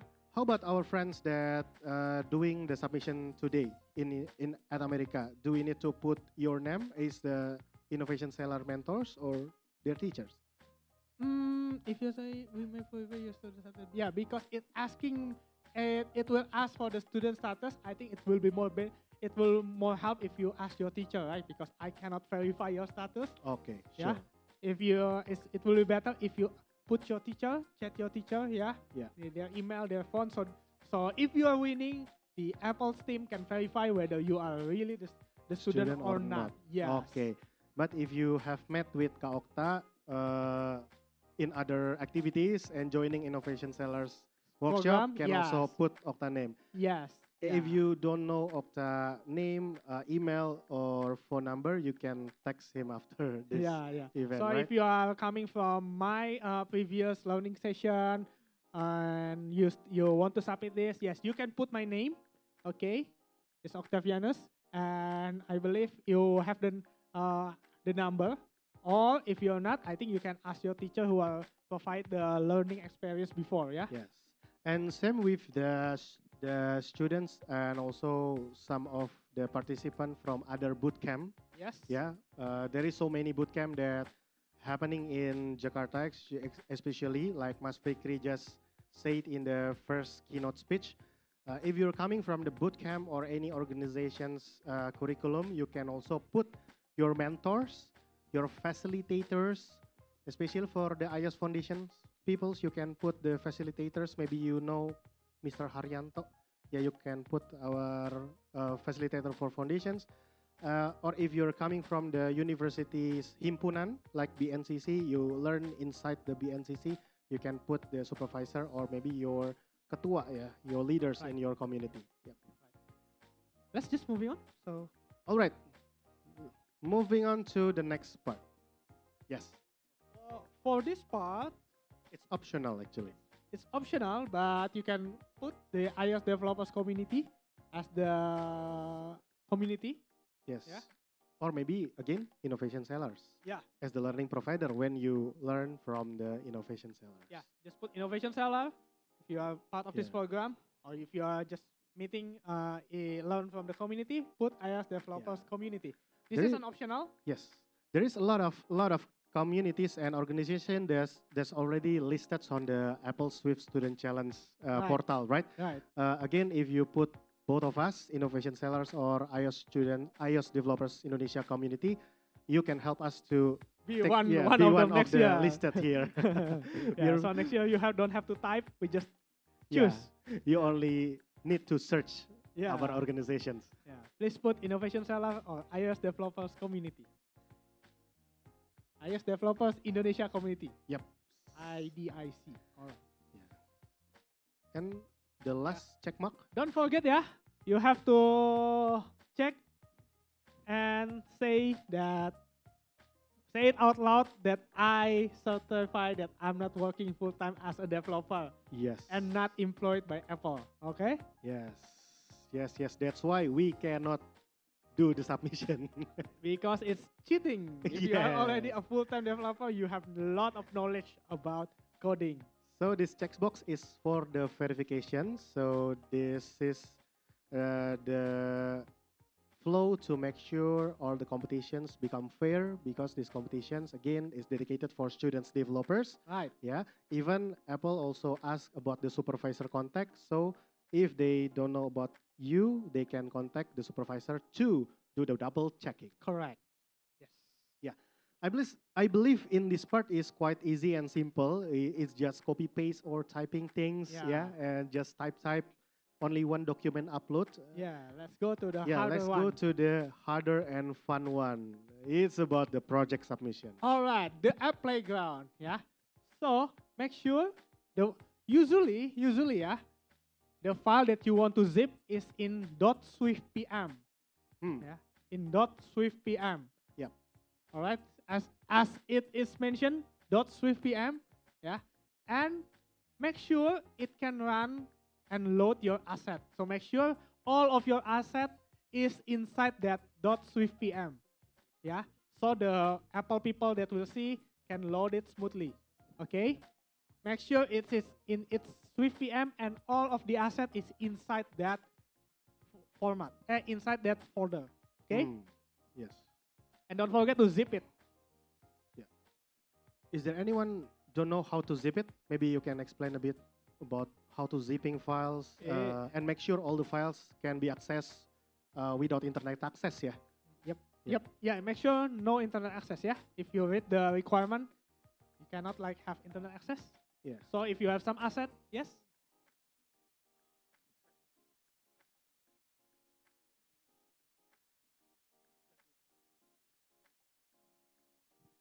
So on the very bottom there's a question that says, did you use any content that you don't have ownership rights to?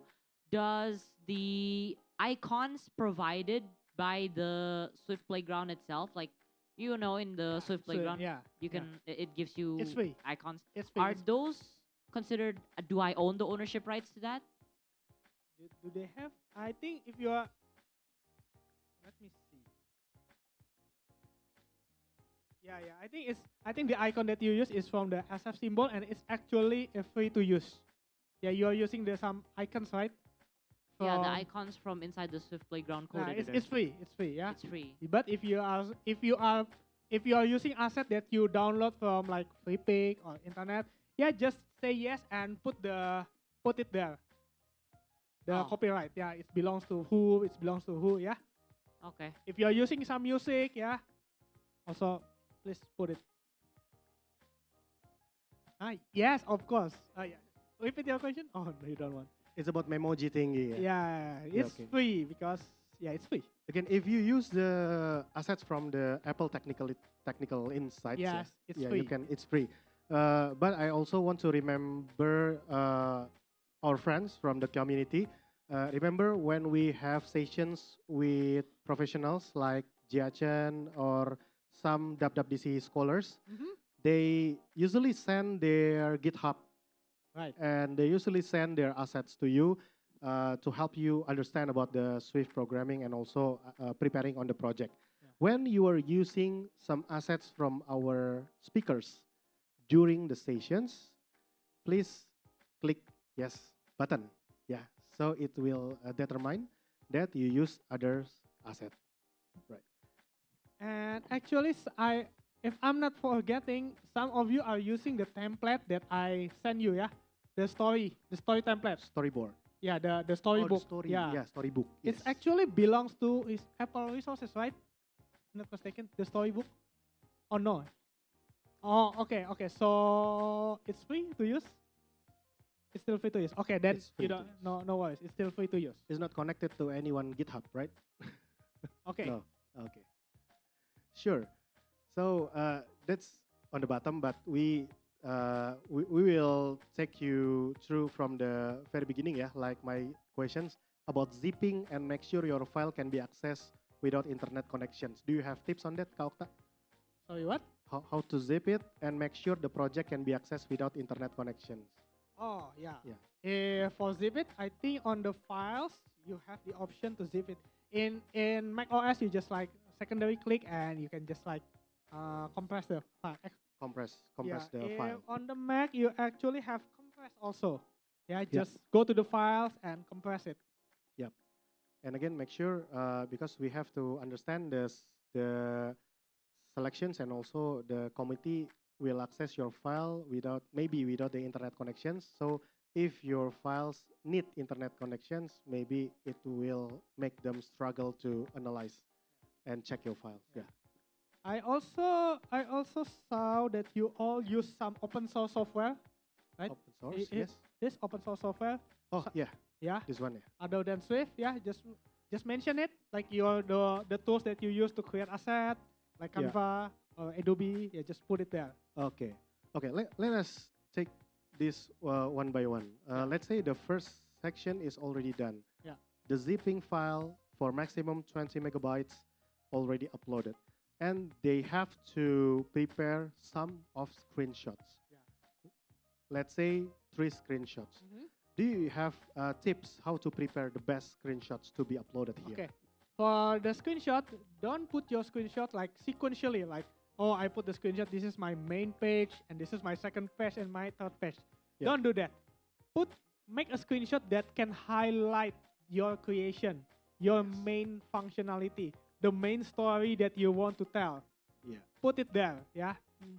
You don't have like to put like, okay, this is my main menu and then the options menu, yeah. Just put the very important one for the screenshot. I see. Yeah. So the value Yeah, that you bringing in, right? Right. So like some apps that tell us about playing basketball, maybe you want to highlight the power bar. Yeah, if you want to highlight can more, just do a that. screenshot there. Right, just that. Yeah, so it's easier for the Apple people to say, oh, this one's creating that. Yeah. Yeah. So- Or maybe some of the people in community creating AR, some AR, maybe you can do a screenshot when you're having an AR demonstration, right? Right. Okay. There's questions from our attendants, please.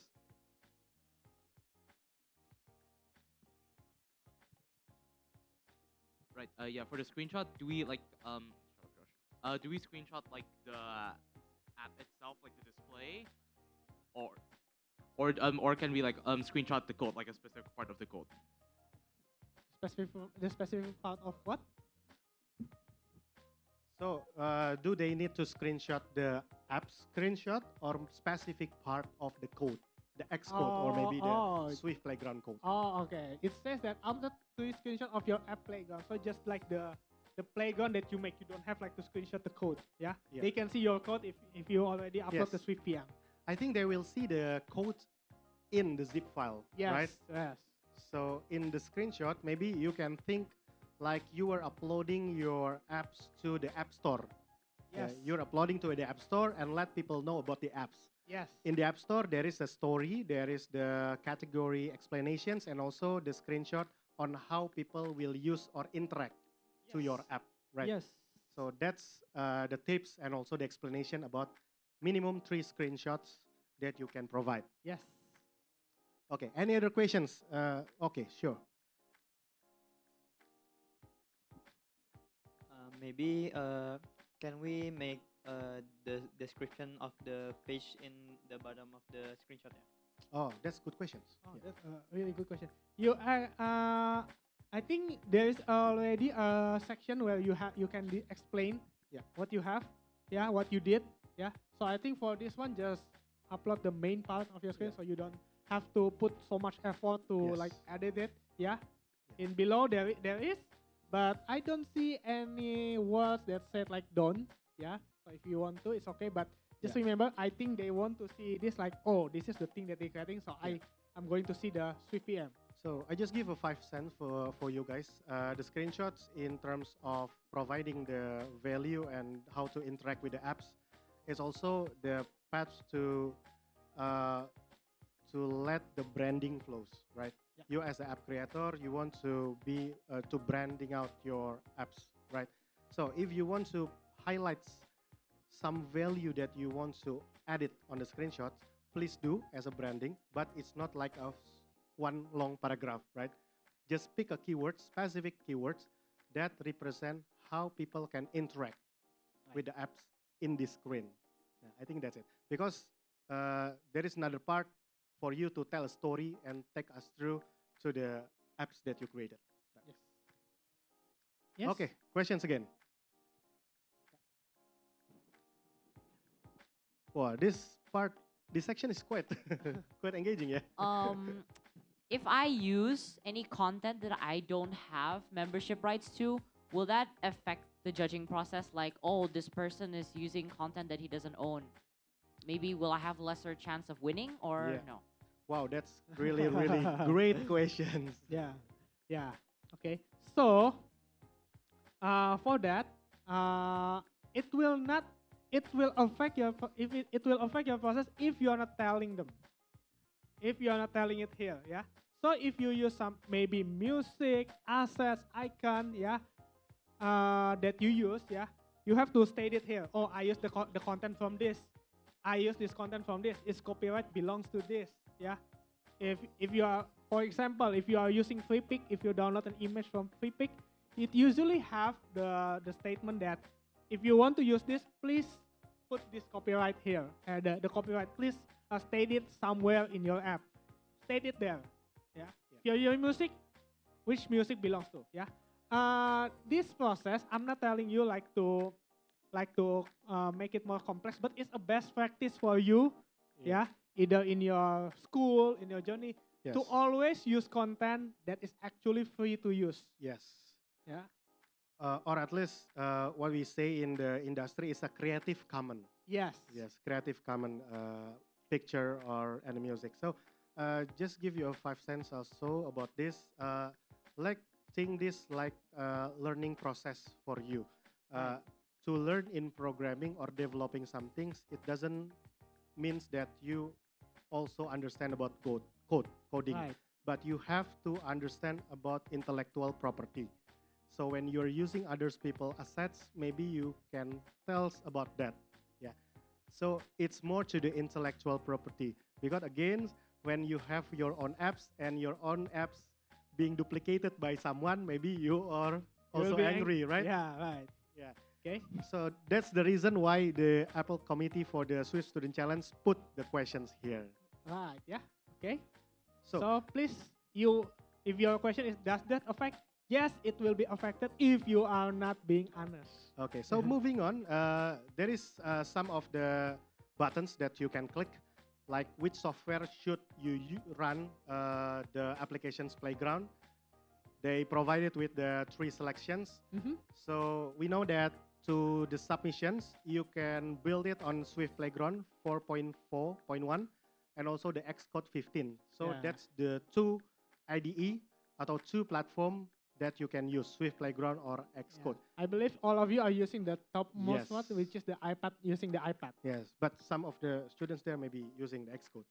Some Okay. are professional, right? Okay. Now, again, you can choose freely here, Swift Playground or Xcode, and just also make sure this application can run on which Apple devices, which is iPad OS 16 or later, or Mac OS 13.5 or later. Yeah. Would it be better if we go to the next part because we still have a long way to go? Yes, I think we already talked about this, yeah, about Yeah. resources and something. If you're not sure this is from free resource or not, please just say yes, and we can move on to the last part that's really long, long All way. right. Right. This section is very long, but I believe for the BBS student, you already been helped by Kak Catherine to prepare, yeah, yesterday. Yep. Okay. Woohoo. So Thank you, Kak Catherine. for all of you, you can just copy paste according to the name of the section, which is first. Tell us about the features and technology that you use. Yeah, you can mention like the Swift UI. You can mention about the feature. Oh, I can drag this and shoot. I can craft some doings. Yeah, just put it there. The second one is if you have one or more apps on this by you, or this is if you have an app. Yeah, put your app there, so the Apple team know that you are already making something. And for this part, beyond the Swift Student Challenge, yeah, please tell them like how do you use your coding skills in your area, in your schools, or if you are like teaching Swift curriculum, let them know. If you're a student, Yes. yeah, like for example, like Jechen, he also like Apple Yeah. certified trainer, right? Yes. Okay. Yeah. For the comments sections, it's actually optional, but sometimes we are having a lot story to tell, so we can use comment sections for explaining more about your Swift apps or the learning paths that you will learn from the communities or maybe from your schools, learning providers. The point is, tell us more about how you can learn and create an apps, the Swift Playground apps, to the Yes. community. Yeah, I think you can also mention about the things that I asked earlier to the 6 students, like your struggle, like your process in learning to code in Swift, like you are trying to code without a keyboard. Hopefully, they will send you a keyboard, a magic keyboard. Even some of our friends from community just said that the winners from past winners, yeah, Uh-huh. just said if you uploaded unfinished project, let's say there is still some bugs there, Yes. you can also explain it, Yes. because some of our committee as a past winners that have submitted the project that unfinished still can winning the WWDC. Yes. Yeah. Again, Because yeah. This challenge is not about to find the best. yes. Okay, it's about your creativity, your eagerness to learn. Okay, and as a future iOS developer. To learn the value of learning in Swift Playground. Right. Most of the comment sections, most of the bars, it's limited to 200 words. Again, it's limited to 200 words. So make it comprehensive, valuable, and interesting. Yeah, it's time for your ChatGPT to compress your words. Yeah, if you have more, Come on. ask ChatGPT, please make it in 200 Oh. words. Oh, or maybe, hi Siri. Yeah. Unfortunately, Siri haven't able to do that. But it's Maybe okay. in a year from now, yeah. Yeah. Okay. All right. So this is quite long. Should we wait a little longer with this, or 3 or 5 minutes? Yeah. I Yeah. guess 3 or 5 minutes. yeah, maybe we can put it 2 minutes on the screen. 2 So minutes. we will leave 2 minutes. Yeah, 2 minutes from 2 minutes. now. Yeah. Yeah, 2 minutes from now to let the students prepare for the submission, wordings, some stories, something like that. So, Kak Okta, could you please tell us more about the story section? Yeah, maybe you have some tips, or maybe The story. Which one? This one? yeah, this one. Maybe we can start about the technology. Tell us Yeah. about the feature and technology Okay. you use. So I think some tips is, I know you have some stories, some interesting part, but I think the most crucial part is you have only limited to 200 words. Yep. So don't try to explain your story from A to Z. Yeah. Yeah. Just try to explain like, oh, I like this because I have this experience. That's why I create this feature. Yes. Oh, I really love to play this. I play this every day. So that's Mm. why I create this feature. Yeah. So Oh. try to make it simple, simplify it. Yeah. So you can explain something more rather than explain something with very, very much detail. Yeah. Or if you already know about the name of framework, maybe you Yeah. can highlight the name of framework. Like Right. I'm using GameKit to develop basketball app. Right. I remember someone using Sprite Kit. Yeah, you can Yeah. mention like, oh, I like playing this. That's why I create a game for this. I use Yeah. Sprite Kit to create the screen and the interaction. Yes. As simple as that. Okay. Yeah. And also telling why and how it will impact your learning process. Maybe that's also important. Yeah. The learning process also you can mention it there or in the comments if you want the other Yeah. people to know that. Okay, I'm very struggle in this. I Yeah. just want to submit it. Okay. And how about the apps on the app stores? Maybe this is for some students that already created the apps before. Yeah. Yeah, if you have some apps, please let them know what app is that. Yeah, so again, this won't influence your judging process. The Apple team just want to know you, okay? You're individual. As long as you're still prohibited to as a student, yeah. As long as you're still a student. Yep. Or maybe there is you already develop apps, but not in the app stores. Maybe the website project or something like that. We consider it as a technological project. Maybe you can keep posting in it and tell a story about it. I don't know. Maybe on the comments because in here it say like it has to On be the on App the Store. app store. On the app store. Yeah. Okay, great. Okay. Right. All right. Everyone who's ready to submit it? Anyone ready? Yes, anyone? there is someone ready to submit it, right? I think some people ready. I think, yeah. Some people need more time, but Some people need more time, maybe. still okay. You Huh? ready? You already done? Oh, Ready we done? have- Okay. we even haven't started the counted countdown. down. Okay. But it's okay. So again, the session is not really for the doing the submission just today Yeah. because you always have time to do it until Sunday. Yeah.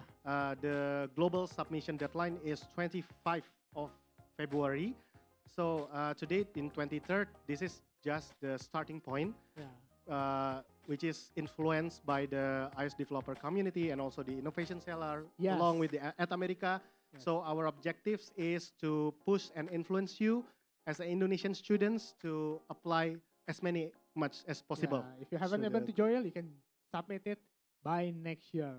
Okay? All right. So And yes, so if you, maybe some want to enjoy the weekend. If you want to submit, it's okay. just So you submit can- it. Okay. So the last part is just quotes from Tim Cook, the CEO of Apple, for you who are just still preparing for the submission, especially for preparing the story. So he said that humans are incredibly visual and powerful. Moving images help us to find meanings. We use our story to make sense of our lives and our place in the world. So Right. make sure your story can move others people's. Yeah. So they play basket, they drink jamu, and they learn chemistry. Yeah. Okay. Right. So the submission countdown. The AV, ready for this? Right. Let's say from 5, Wait. 4, 3, 2, 1, and submit. Yay, it's Yay! submitted. Give a round of applause for everyone everyone. here. Right. Hey. Wow. Even though thank you already submitted. Yeah. Whoa. Okay. Even everyone, someone already submitted, Yeah, but it's again, okay. it's- We celebrate. We want to celebrate. we that celebrate, to yeah. everyone who have done the hard work, for Yes. the sleepless night, and Yay! for everything for this challenge. Yeah, and we want this energy to keep moving, not Right. only here, but you watching us on Zoom or maybe online or everywhere you are. Just submit your Swift Student Challenge project until 25th of February. Right, next year, don't forget to Yes. submit. And the last part is, Yeah, there is some congratulations statement from our community friends. Maybe.